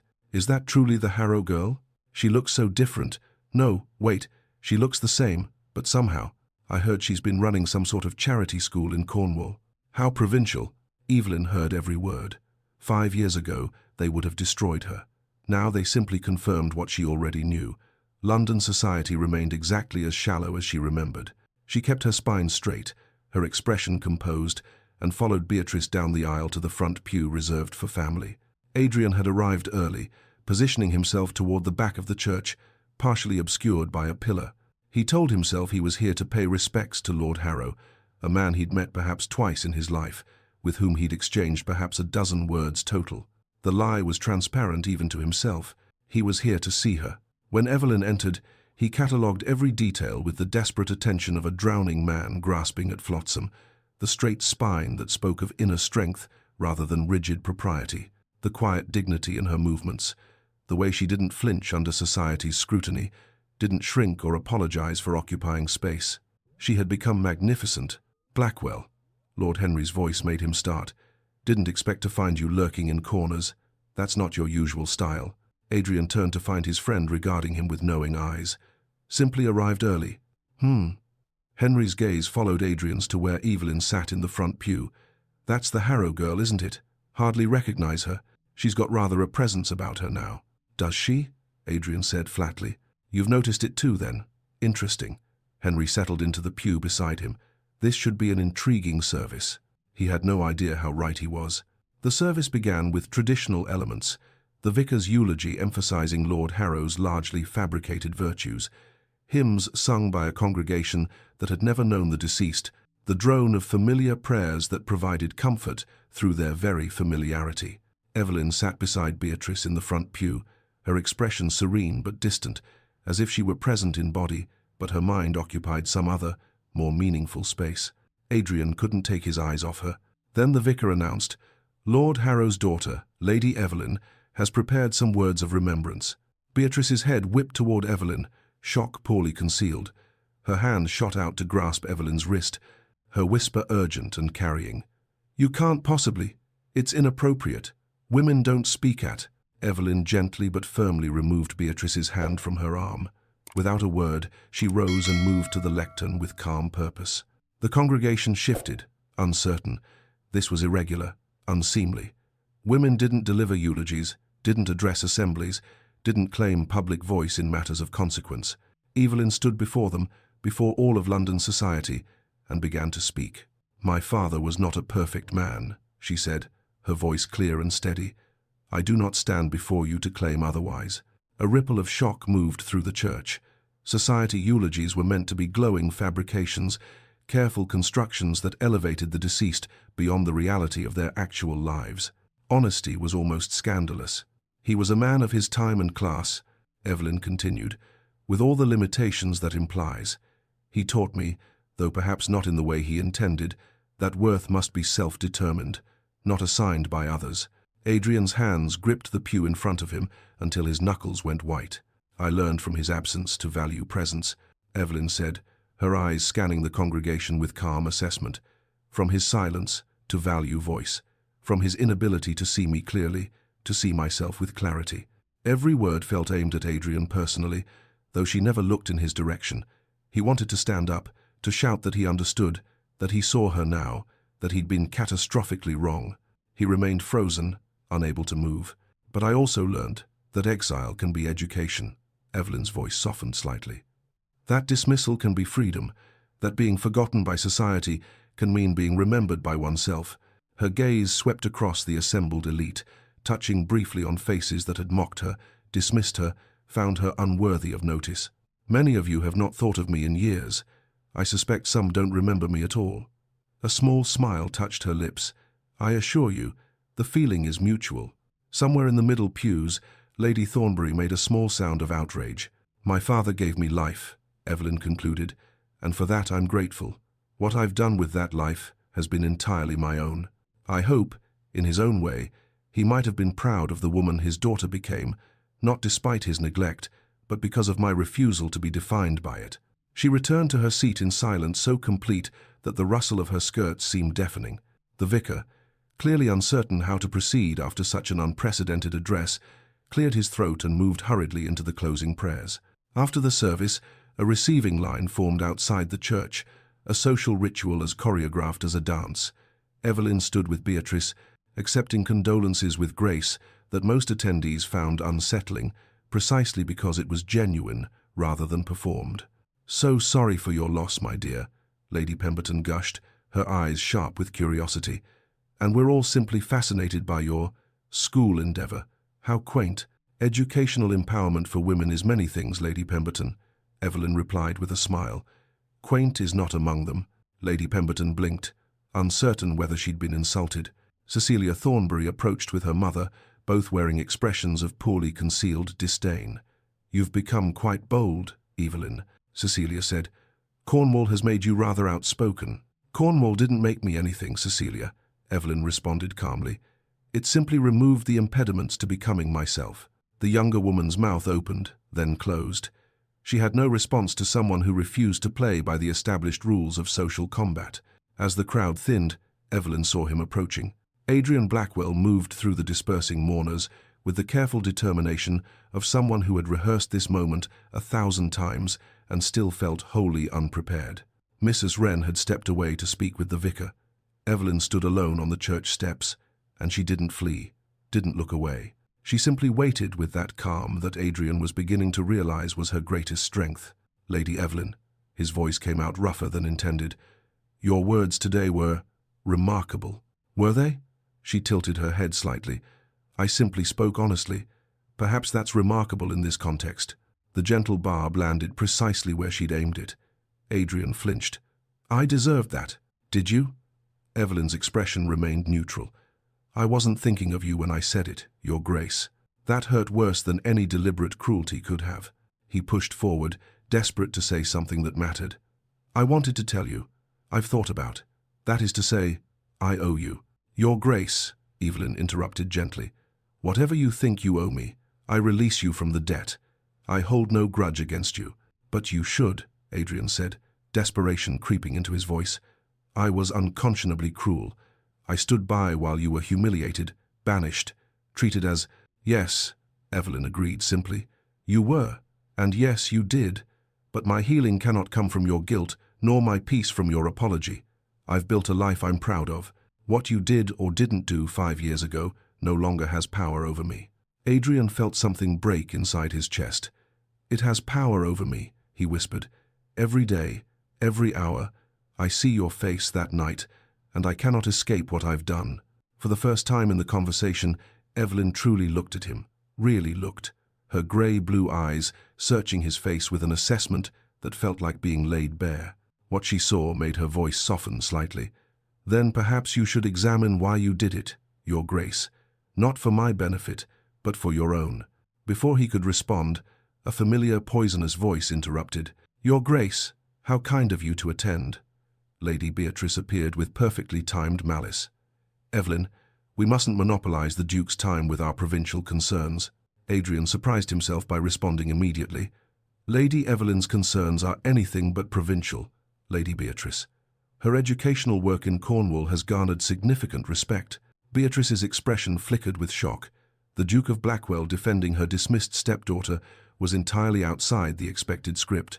"If you'll both excuse me," Evelyn said calmly, "I have appointments to keep." She nodded politely and descended the church steps toward a waiting carriage, leaving Adrian standing beside a stunned Beatrice. "Well," Lord Henry said, appearing at Adrian's elbow, "you look like a man who's lost something valuable." Blackwell. Adrian watched Evelyn's carriage pull away. "I lost it 5 years ago, Henry. I'm only now realizing what it was worth." His friend's expression turned uncharacteristically serious. "Then you'd better determine whether you want to spend your life regretting it or attempting to earn what you don't deserve." Inside the carriage alone, having sent Mrs. Wren ahead, Evelyn allowed herself to feel the encounter's full impact. Not pain, not anymore, but a deep sadness for the man Adrian had become, or perhaps always had been. There was something genuinely broken in him, something that ate at him from the inside. She wondered if his ghosts gave him any peace at all. But whatever Adrian Blackwell's torments, they were his to carry.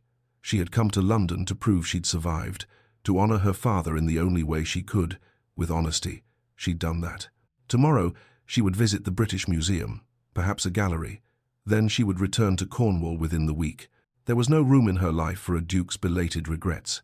That evening, in her room at Harrow House, Evelyn wrote to Sarah, "Dear Sarah, London is exactly as I left it, beautiful and hollow. The memorial service is complete.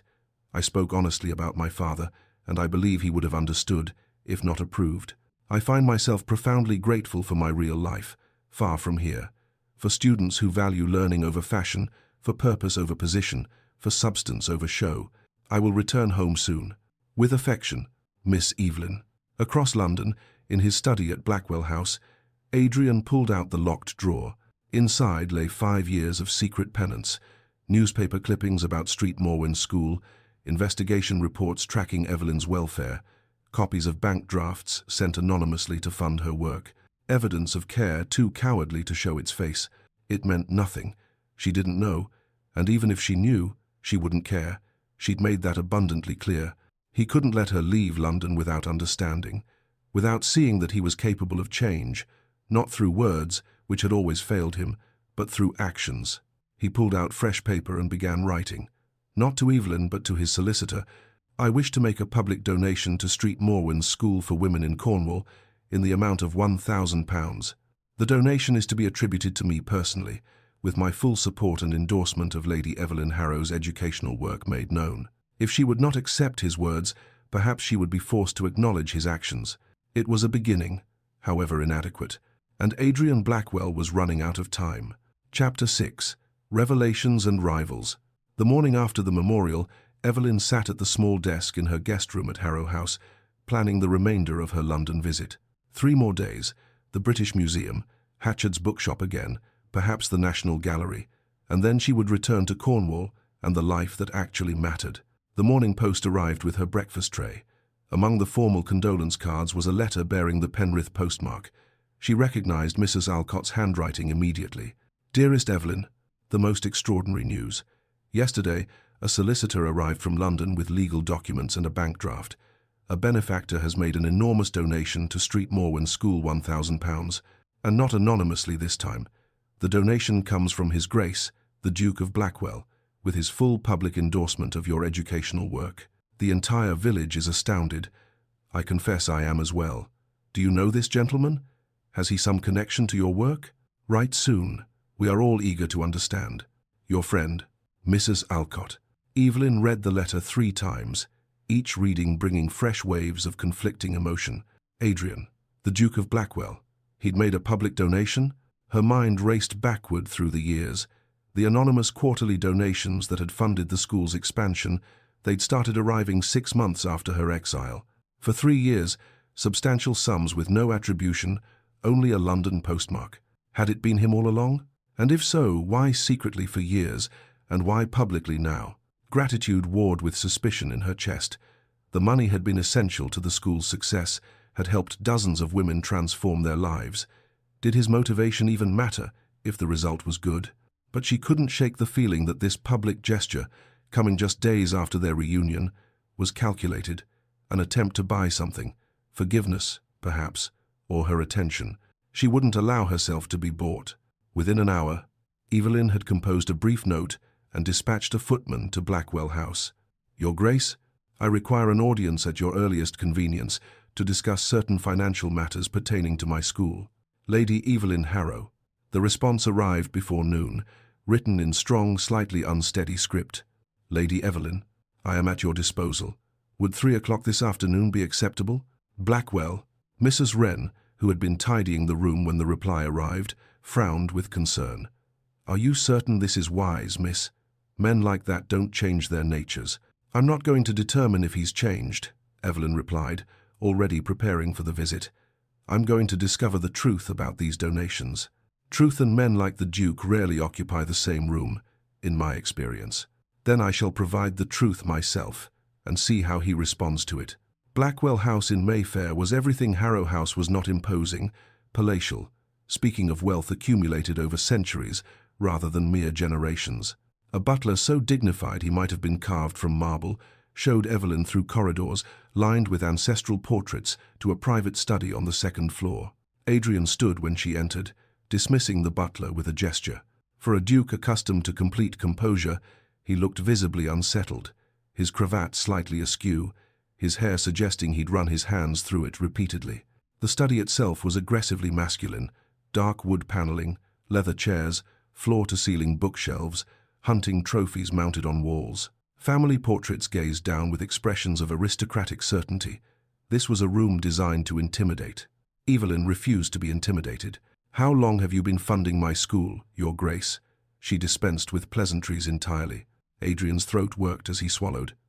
5 years. Since 6 months after you left London. The donations were anonymous until now, because I had no right to claim credit for them. 5 years. Evelyn's voice remained steady, though her pulse raced. "You've been sending money for 5 years, and yet when we met in the bookshop you said nothing. Would you have accepted them if you'd known the source?" Adrian countered quietly. "That's not for you to decide on my behalf." "You're right. You're absolutely right." He moved to his desk, his movements careful. "There's something I need to show you. I ask only that you look at everything before making any judgments." He unlocked a drawer, his hands shaking slightly, and spread its contents across the desk's surface. Newspaper clippings. Dozens of them, carefully preserved, chronicling Street Morwen's school, from its earliest mentions to the recent article in the Exeter Chronicle. Quarterly reports written in an investigator's formal prose, tracking Evelyn's welfare with disturbing detail. Copies of bank drafts, all in substantial amounts, and letters, stacks of letters in Adrian's own hand, sealed but never sent. Evelyn stared at the evidence with growing astonishment. "You've been monitoring me? For 5 years?" "Not monitoring," Adrian said hoarsely. "Ensuring you were well, safe, that you had the resources to accomplish what you were building. I had no right to approach you, but I couldn't." His voice cracked. "I couldn't do nothing." Evelyn picked up one of the sealed letters, looking to Adrian for permission. He nodded, his expression naked with vulnerability. She broke the seal and read, "My dear Lady Evelyn, I hope this finds you well, though I have no right to hope anything concerning you. I have just read of your educational efforts in Cornwall, with admiration I have no right to express." She picked up another, dated 2 years later. "Evelyn, I dream sometimes that I behaved differently that night, that I possessed the courage to see what was before me, that I was a better man. I wake from these dreams with the knowledge that I was not, am not, may never be." And another, from just 6 months ago. "You have become everything I failed to recognize, and I remain exactly what I was, a titled fool mistaking pride for worth. If I could undo that night, I would trade everything I possess for the chance. But time moves only forward, and I am left with nothing but regret and the hope that you have found happiness despite me." Evelyn set the letters down with trembling hands. "Why didn't you send them?" "Because they were about my guilt, my regret, my pain," Adrian said quietly. "You'd already suffered enough because of me. Why burden you with my conscience?" For a long moment, silence filled the study. Outside, London continued its business, but in this room, 5 years of secrets lay exposed between them. I don't know what to do with this information, Adrian. The use of his given name slipped out unconsciously. Adrian noticed. His expression flickered with something that might have been hope. I'm not telling you this to manipulate forgiveness. You were right yesterday. Your healing cannot come from my guilt, but you deserve the truth. You've always deserved more truth than I gave you. Evelyn moved to the window, needing distance to think. Why were you so cruel? I've asked myself 1,000 times what I did to deserve such dismissal. Behind her, Adrian's voice emerged rough with pain. You did nothing. The fault was entirely mine. But if you want to understand, he paused, my mother was deemed too plain by my father. Not ugly, just unremarkable. He married her for her dowry and spent their entire marriage making her aware of his disappointment. Evelyn turned to face him. He kept beautiful mistresses, Adrian continued, staring at his hands.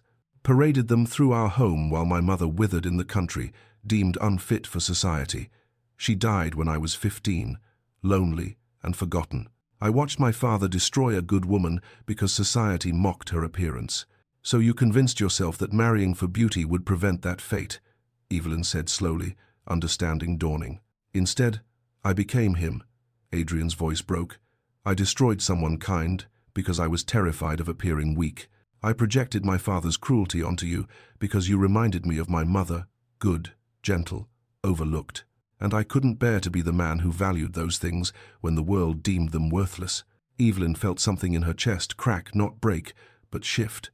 Your pain doesn't excuse what you did, Adrian. I know. When you dismissed me that night, you confirmed every fear I'd ever had about my worth. It took years to rebuild what you destroyed in moments. I know, he whispered, and yet... Evelyn paused, wrestling with a truth she'd only recently recognized. Paradoxically, your cruelty freed me. If you'd been kind, I might have stayed in London, waiting for scraps of approval. Your rejection forced me to find my own worth. Adrian looked up, his grey eyes holding hers. So I don't know whether to thank you or hate you, Evelyn continued softly. Perhaps both, perhaps neither. Before Adrian could respond, a knock interrupted. The butler entered apologetically. Your Grace, Monsieur Laurent Beaumont is here. He insists he has an appointment. Adrian's brow furrowed with confusion. I scheduled no such. Forgive the intrusion, Your Grace. A man entered behind the butler, tall, handsome, perhaps 42, dressed in impeccably tailored French fashion.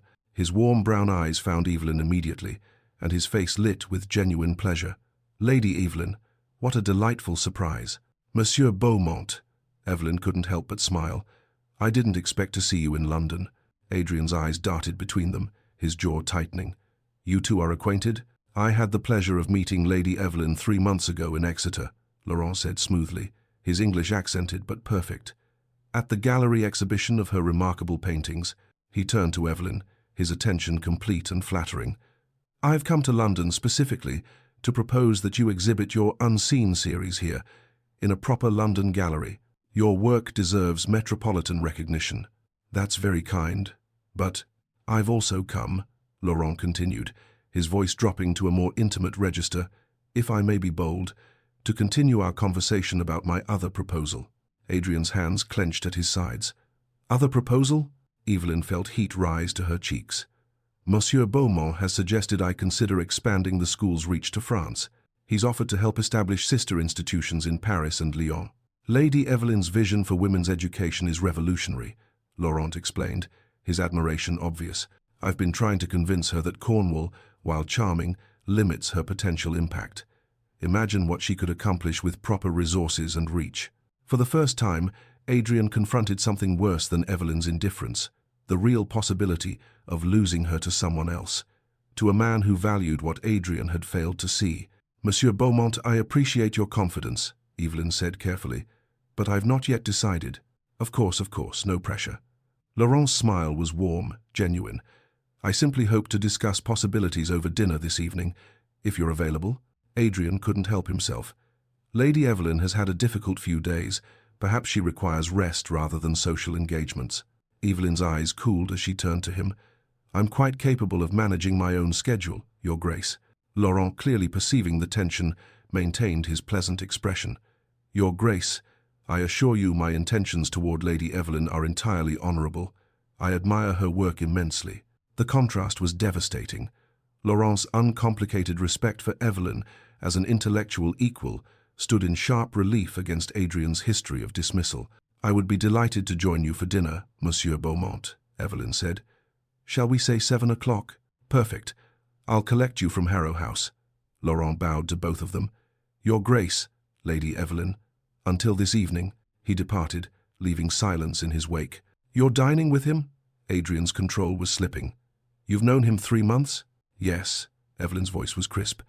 "And in those 3 months, he's shown more genuine interest in my work and ideas than London society has shown in my entire life. He doesn't know you, not truly. Neither do you, Adrian." The words landed like blows. "You knew me for perhaps 20 minutes 5 years ago, judged me in 10 seconds, and have spent the intervening time watching from a distance. Laurent has actually conversed with me, engaged with my ideas, treated me as an equal."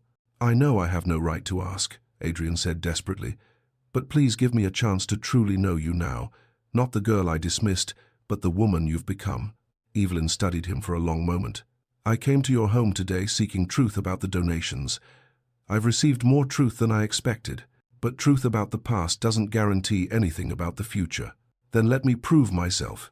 If you want to know me, Adrian, demonstrate it through actions, not words.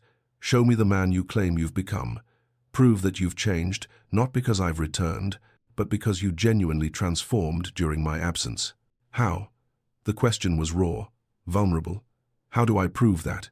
"That's for you to determine," Evelyn said quietly.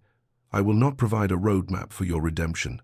She gathered her things and moved toward the door. "Evelyn," she paused, looking back. "The donations," Adrian said, "they were never about buying forgiveness. They were about ensuring you had what you deserved, what I should have helped you claim from the beginning." "Perhaps," Evelyn said, "or perhaps they were about easing your conscience. Either way, the school benefited. Thank you for that at least." Then she was gone. In his lodgings near Hyde Park, Laurent Beaumont examined papers bearing an elaborate crest, not the simple seal of an art dealer, but the noble crest of the Beaumont family, one of France's oldest houses. Comte Laurent de Beaumont, to give him his full title, smiled slightly. Lady Evelyn didn't know his true rank. He'd concealed it deliberately, wanting her assessment of his ideas rather than his position. But tonight, over dinner, he would reveal himself, and offer her not just partnership in educational ventures, but the possibility of something more. That evening, Evelyn stood before her mirror, holding one of Adrian's unsent letters. "You have become everything I failed to recognize. 2 men, 2 paths." Adrian offered the complexity of redemption, a man broken by his own cruelty, desperately trying to prove he'd changed.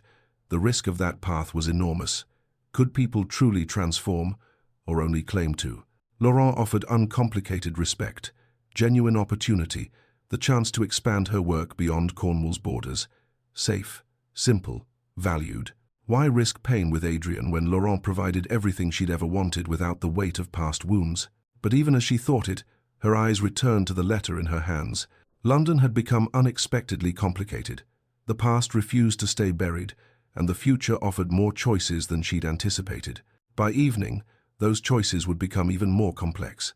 Chapter 7. The Exhibition and the Exposure. The French restaurant Laurent chose was everything London society pretended to be, but rarely achieved, genuinely elegant, rather than ostentatiously decorated, with intimate lighting that invited conversation rather than display. Crystal gleamed softly, and the scent of excellent wine mingled with herbs and butter. Evelyn found herself relaxing for the first time since arriving in London. "Tell me about your teaching methods," Laurent said, leaning forward with genuine interest. "The article in the Exeter Chronicle mentioned you use unconventional approaches." "I teach reading through Shakespeare and Browning rather than primers designed to make women docile," Evelyn explained. "Arithmetic through household accounting that gives them real skills. I want them to think, not simply perform domestic tasks." "Rousseau would approve," Laurent said, then smiled, though perhaps not his views on women's education specifically. "You're more aligned with Wollstonecraft, I think." For the next hour, they discussed philosophy, educational theory, the revolutionary potential of literacy. Laurent quoted Mill and Kant, debated the merits of various pedagogical approaches, treated her ideas with the seriousness they deserved. This, Evelyn realized, was what intellectual partnership felt like. Not condescension disguised as interest, but genuine exchange between equals. The Kensington Gallery has agreed to host your Unseen series, Laurent said over the main course. A month-long exhibition, opening in 1 week if you consent. London needs to see what you've created. Evelyn set down her fork. My work was never intended for London's judgment. It was created for the women I painted, to honor them. Precisely why London must see it, Laurent insisted. This city honors beauty that conforms, wealth that dazzles. Your paintings honor worth that society overlooks. That's revolutionary, Evelyn. That's necessary. The use of her given name felt natural, unforced. She realized she'd been calling him Laurent rather than Monsieur Beaumont for the past 20 minutes. Over dessert, his expression grew more serious. Lady Evelyn, I haven't been entirely forthcoming about my circumstances. Evelyn's heart sank slightly. Here it came. Whatever complication would ruin this perfect evening. I'm not merely an art dealer, Laurent continued. I am Comte Laurent de Beaumont. My family holds considerable estates in France and significant wealth. I concealed my rank initially because I wanted your assessment of my ideas, not my title. Evelyn stared at him, processing. You're a comte. I am. And I'm revealing myself now because I'm about to make a proposal that requires complete honesty between us. He reached across the table, not quite touching her hand. Come to France, not as my guest, but as my partner in creating a network of schools, in establishing galleries for overlooked artists, in building something meaningful together. He paused, his brown eyes steady on hers. And if, over time, we find we suit each other, perhaps as my wife. The proposal hung between them like a held breath. Laurent, I'm honored, Evelyn said carefully. Truly. But I've only just reclaimed my autonomy. The idea of immediately tying myself to another person, however kind. Of course. His smile was understanding, no trace of wounded pride. I don't require an answer now. Agree to the exhibition first. Let London see your work.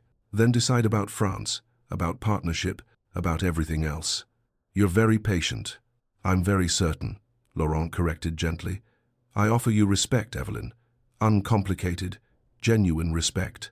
No tortured history, no redemption arcs. Simply two people who admire each other building something worthwhile together. Everything Adrian wasn't. Straightforward, easy, safe. But also, Evelyn couldn't help noticing, everything Adrian was. Titled, wealthy, offering to transform her life with his resources and position. The parallel wasn't lost on her. Lady Beatrice was waiting when Evelyn returned to Harrow House, her expression uncharacteristically warm.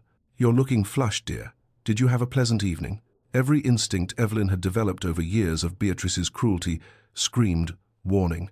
It was pleasant, yes. I'm so glad. Beatrice's smile was saccharine. I've taken the liberty of organizing a small gathering tomorrow afternoon.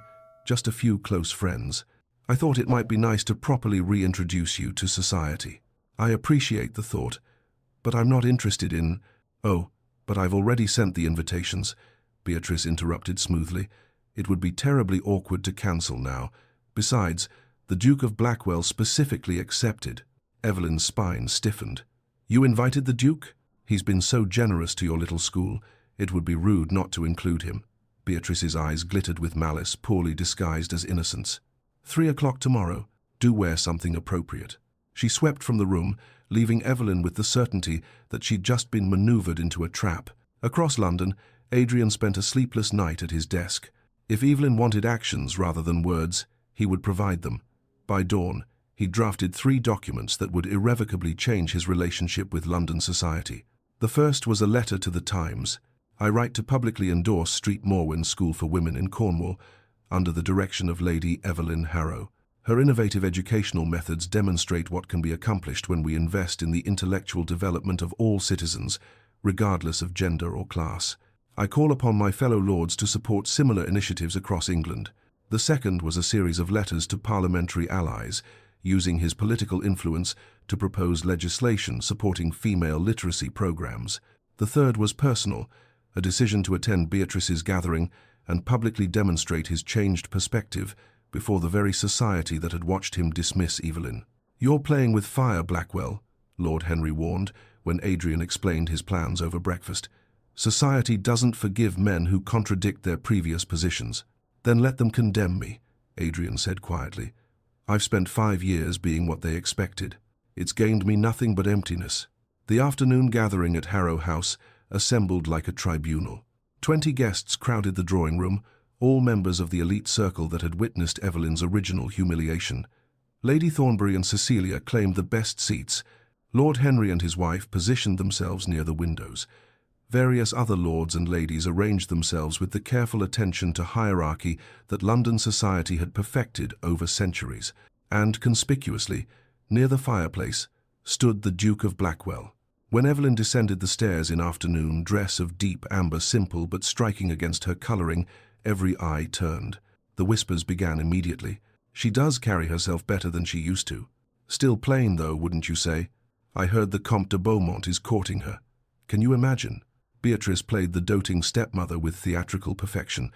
My dear stepdaughter, who's accomplished so much in Cornwall, we're all simply fascinated by your quaint educational project. How charitable of you, Evelyn, Lady Thornbury contributed, to spend your time with fishermen's daughters. Such noble self-sacrifice. Evelyn recognized the setup, but couldn't see where it was leading. Yet, and we've all been fascinated, Beatrice continued with calculated innocence, by the Duke of Blackwell's sudden interest in women's education. Such a surprising passion for a man who once said, "Now, what was it exactly?" Before she could finish, Evelyn spoke clearly. The Duke said that he danced with ladies who enhanced his reputation, not diminished it. He said this about me 5 years ago, in a room much like this one. Shocked silence fell like a curtain. Many of you were present, Evelyn continued, her voice steady. Some of you laughed. All of you remembered it enough to gossip about it for months afterward. So let's not pretend we're discussing ancient, forgotten history. Adrian stood, drawing every eye. Lady Evelyn is correct. I said those words, and I was wrong, catastrophically, shamefully wrong. The room seemed to hold its collective breath. I stood in a ballroom 5 years ago, Adrian continued, his voice carrying the weight of genuine remorse, and dismissed a kind, intelligent woman because I was too shallow to see past society's arbitrary standards of beauty. Too proud to risk my reputation by acknowledging worth that didn't announce itself with fashionable gowns and aristocratic connections. Lady Thornbury made a small sound of disapproval, but Adrian pressed on. I watched her be humiliated and banished, and I did nothing. I told myself it was appropriate, that she was unsuited for our society.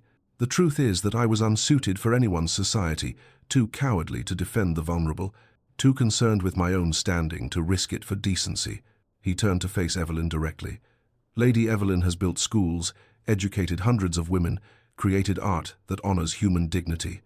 I've maintained estates and attended parties. She spent 5 years becoming someone worthy of admiration.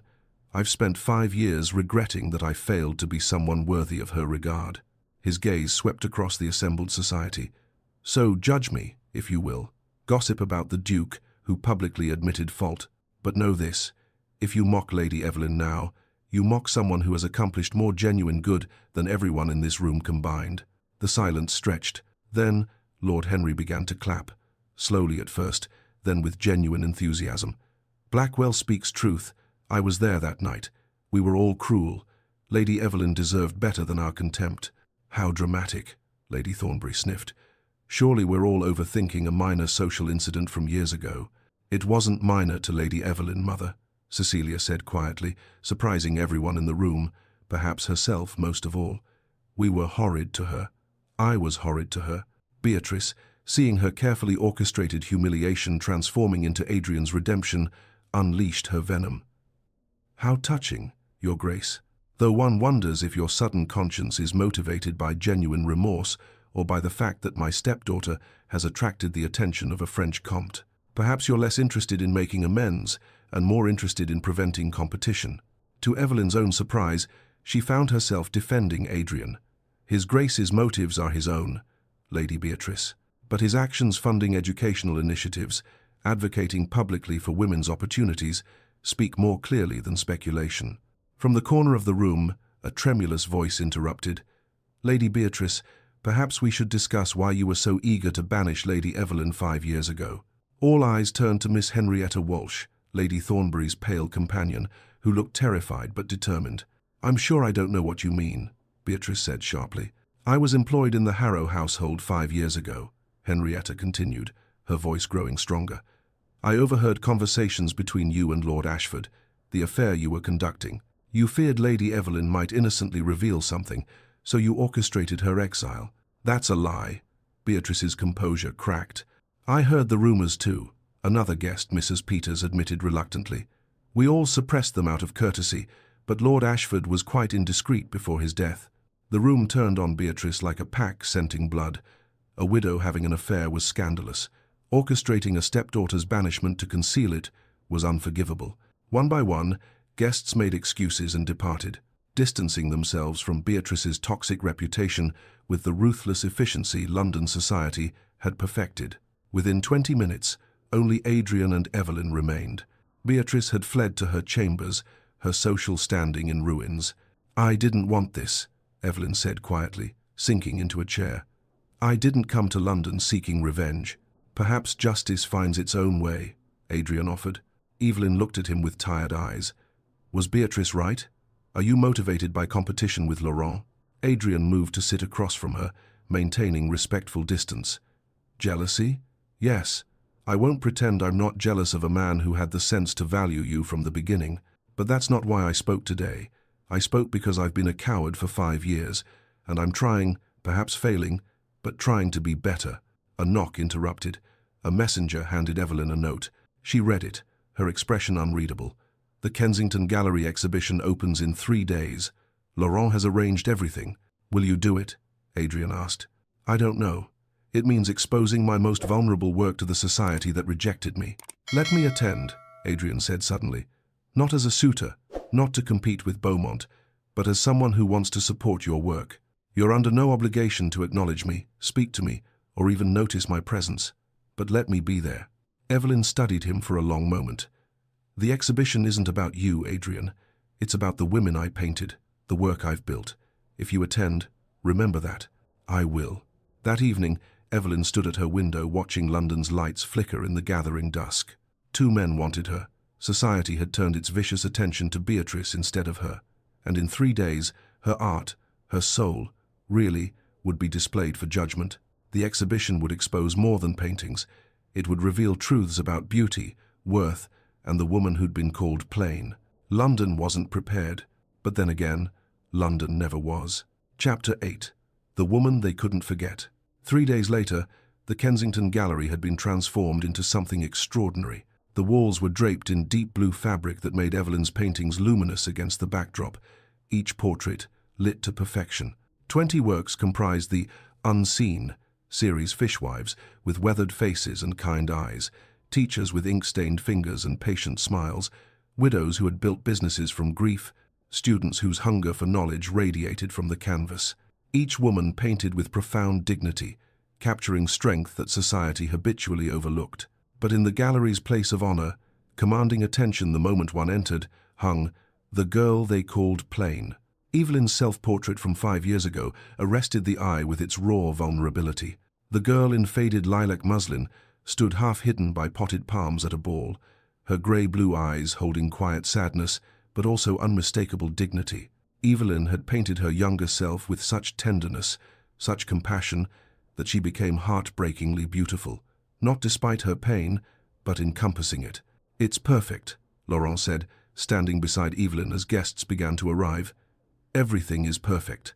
Evelyn wore deep blue silk that matched the walls, simple and elegant, her hair arranged loosely, but her hands trembled slightly as London's elite filtered through the gallery doors. What if they hate it? She whispered. Then they're fools, Laurent replied firmly, and their opinion will not matter. But it would matter, Evelyn knew, not because she needed their validation, but because their reaction would reveal whether anything had truly changed in 5 years, in them, in her, in the world they both inhabited. The turnout was surprising. The scandal surrounding Beatrice had paradoxically increased interest in Evelyn. Everyone wanted to see the woman at the center of society's latest drama. Lord Henry arrived with his wife, both greeting Evelyn with genuine warmth. Cecilia Thornbury appeared without her mother, her expression uncertain but curious. Various lords and ladies circulated with champagne and assessment. Art critics from major newspapers moved through the exhibition with notebooks, their faces thoughtful. Educational reformers clustered near the portraits of Evelyn's students, discussing possibilities in urgent whispers, and notably, near the back of the gallery, the Duke of Blackwell stood alone. Adrian had dressed impeccably but without ostentation, his dark coat and grey waistcoat speaking of restraint rather than display. He positioned himself where he could observe without imposing, keeping his promise not to intrude on Evelyn's night. But his eyes found her immediately, and didn't leave. Laurent moved to the centre of the gallery and raised his hand for attention. Conversations quieted as London society turned toward the elegant Frenchman. "Art reveals what society obscures," he began, his accented English lending weight to his words. "Lady Evelyn Harrow has created portraits that force us to see worth we habitually overlook." He gestured toward the paintings surrounding them. "These works are not merely technically accomplished, though they are morally necessary. They insist that beauty and value exist beyond ballrooms and fashion, beyond wealth and pedigree." His gaze found Evelyn, and his smile was warm. "I present to you not just an artist, but a visionary Lady Evelyn Grace Harrow." Applause rippled through the gallery as Evelyn moved forward, her heart pounding. "I'm not accustomed to public speaking," she began, her voice steadier than she felt, "and I'm certainly not accustomed to having London's attention directed toward me with anything other than dismissal." A few uncomfortable shifts in the crowd. "Good. Let them feel uncomfortable. These portraits are of women I've had the privilege to know in Cornwall," she continued. "Women who taught me that worth isn't assigned by others, it's inherent. It exists whether or not anyone acknowledges it." She paused, gathering courage for what came next. "5 years ago, I was told I was plain, forgettable, unsuited for notice. Those words nearly destroyed me." Her eyes swept across the assembly, touching briefly on faces that had mocked her. "But they also freed me to discover what I valued in myself, independent of society's judgment." Adrian's hands clenched at his sides, though Evelyn couldn't see him from where she stood. "I hope these paintings make you uncomfortable," Evelyn said quietly. "I hope they force you to question who you see and who you overlook. I hope they remind you that dismissing someone says more about your limited vision than their limited worth." The silence that followed was profound. Then someone began to clap, not Lord Henry this time, but Cecilia Thornbury. Others joined gradually, the applause building until it filled the gallery. As guests dispersed to examine the paintings more closely, critics made notes with furrowed brows. One muttered to his colleague, "Revolutionary in subject and execution. This will cause quite a stir." Cecilia approached Evelyn during a quiet moment, her expression vulnerable in a way Evelyn had never seen. "I was cruel to you," she said without preamble. "Not just 5 years ago, but every time we encountered each other. I'm sorry. Your work it's extraordinary." Evelyn studied the young woman who had once laughed at her dismissal. "Thank you, Cecilia. That means more than you might realize." "I think I was jealous," Cecilia admitted. "You had something I didn't purpose, conviction. I've spent my whole life being ornamental. You've spent yours being meaningful. It's not too late to change that," Evelyn said gently. Cecilia's eyes brightened. "Do you truly think so?" "I know so." Across the gallery, Adrian stood before the girl they called plain, utterly transfixed. He saw her now, really saw her. The girl in lilac standing isolated at a ball, her expression holding quiet dignity, despite obvious pain. The way Evelyn had painted herself revealed everything. She had known her worth even then. She had seen herself clearly worthy, beautiful in her vulnerability, deserving of notice and care. He was the one who had been blind. "That's her, isn't it?" someone whispered nearby. "From that night at the Ashford ball, the Duke's been staring at it for 20 minutes, another voice murmured. "Quite telling, wouldn't you say?" Adrian didn't care. Let them whisper. Let them judge. This painting was evidence of how completely he had failed someone who deserved infinitely better. "You painted yourself with such tenderness," a quiet voice said beside him. Adrian startled. Evelyn had approached silently, now standing at his shoulder, both of them gazing at her younger self. "Even after everything," he continued, his voice rough, "you saw worth in her." "I had to," Evelyn replied softly. "No one else did." "I did." The words escaped before Adrian could stop them. "I see it now. I saw it then, if I'm honest, but I was too afraid to acknowledge it." Evelyn turned to look at him fully. "Why afraid?" Adrian's throat worked.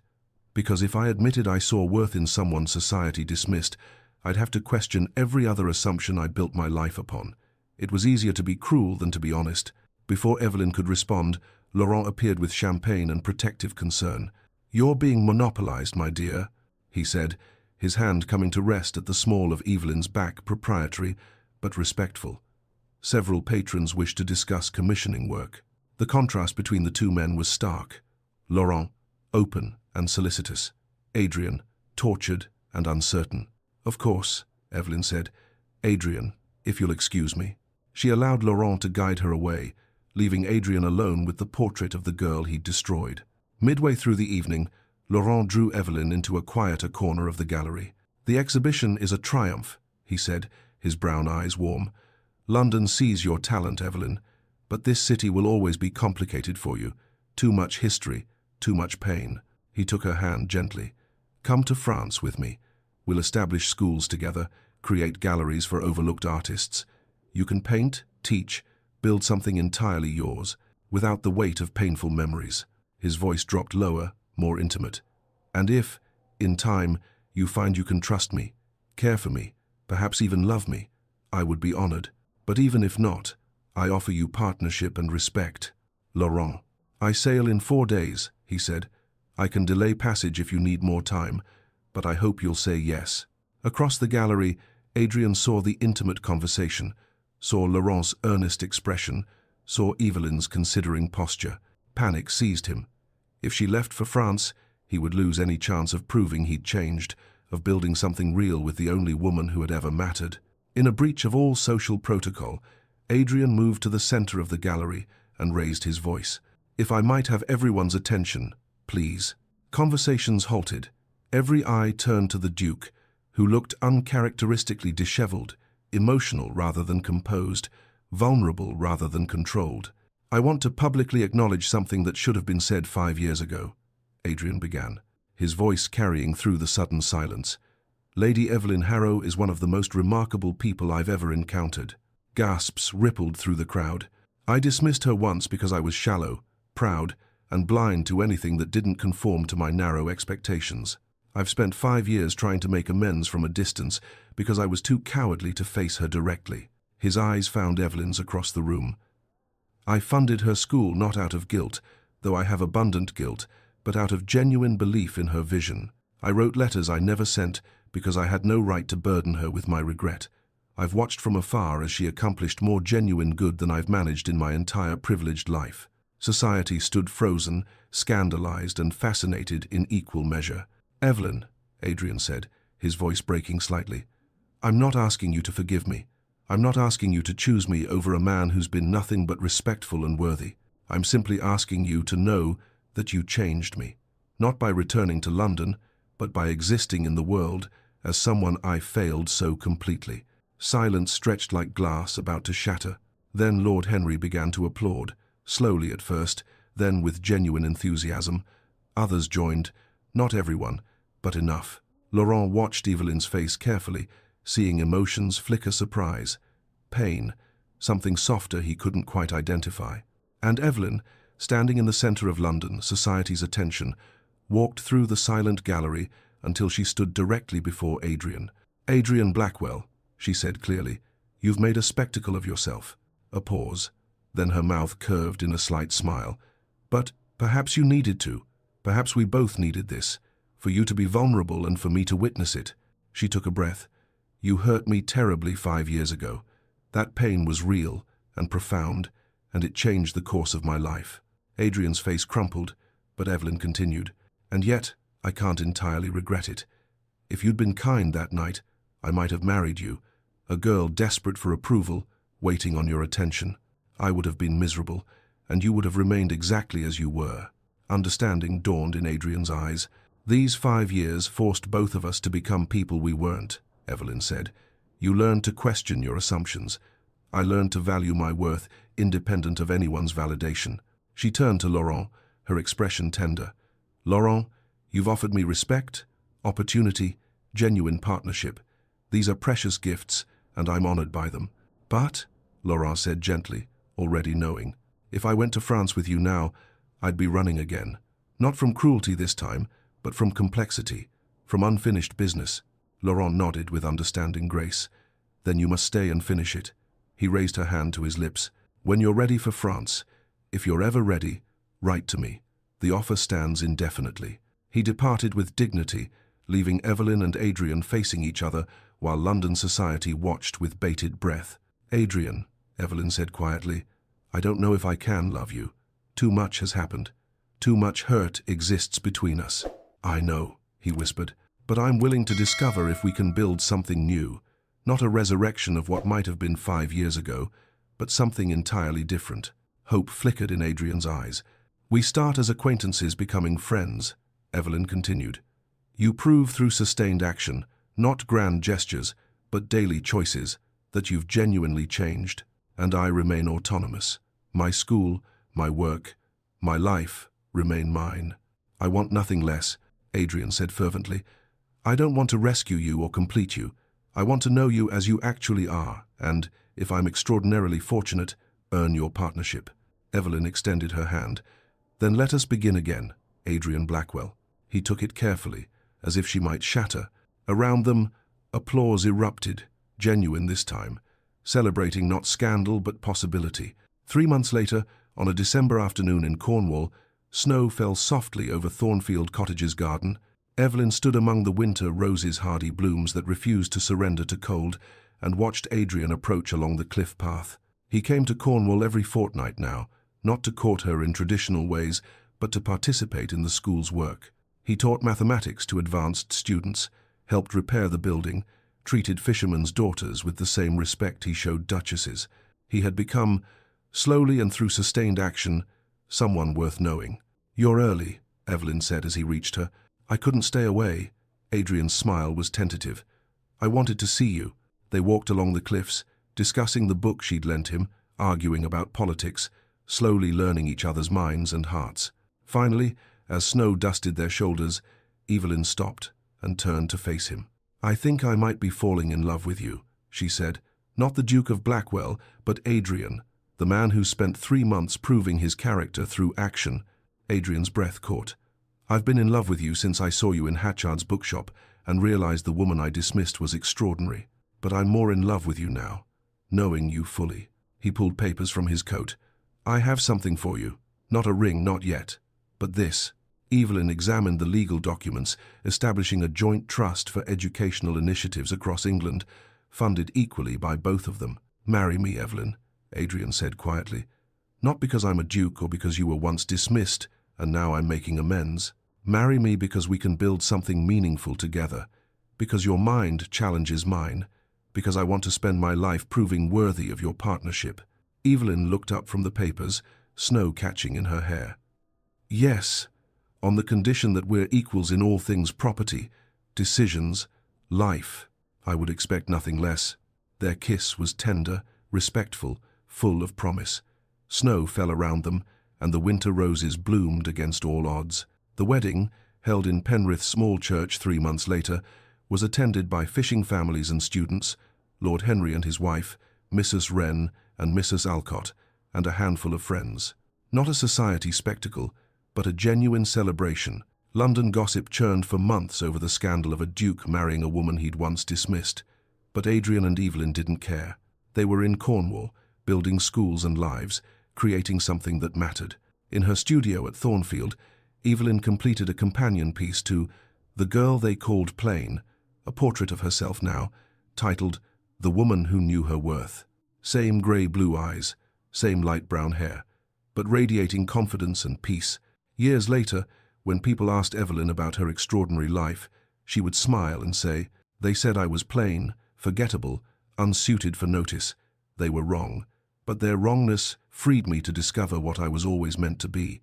Not a woman defined by society's gaze, but a woman who chose herself, again and again, until someone finally saw what had always been there." And Adrian, overhearing, would add quietly, "I thought I knew what beauty was, decorative, fashionable, socially advantageous. I was catastrophically wrong. Real beauty is courage, purpose, resilience, and I nearly missed it entirely." On a cliff-top in Cornwall, as the sun set over the endless sea, 2 figures stood side by side, neither leading nor following, but walking together as equals. Behind them, Street Morwen's school glowed with lamplight, dozens of students learning, growing, becoming. Before them, the sea stretched toward limitless possibility, and Evelyn Grace Harrow, the woman they'd called plain, the woman they couldn't forget, knew she had finally found exactly where she belonged. If Evelyn's journey from dismissal to triumph moved you, like this video and subscribe for more stories of resilience and redemption. Comment: what would you say to someone who once underestimated you? Next story drops tomorrow. The governess he scorned returns as the heiress he desperately needs. Don't miss it. Remember, you were never the problem. Their vision was. See you in the next story.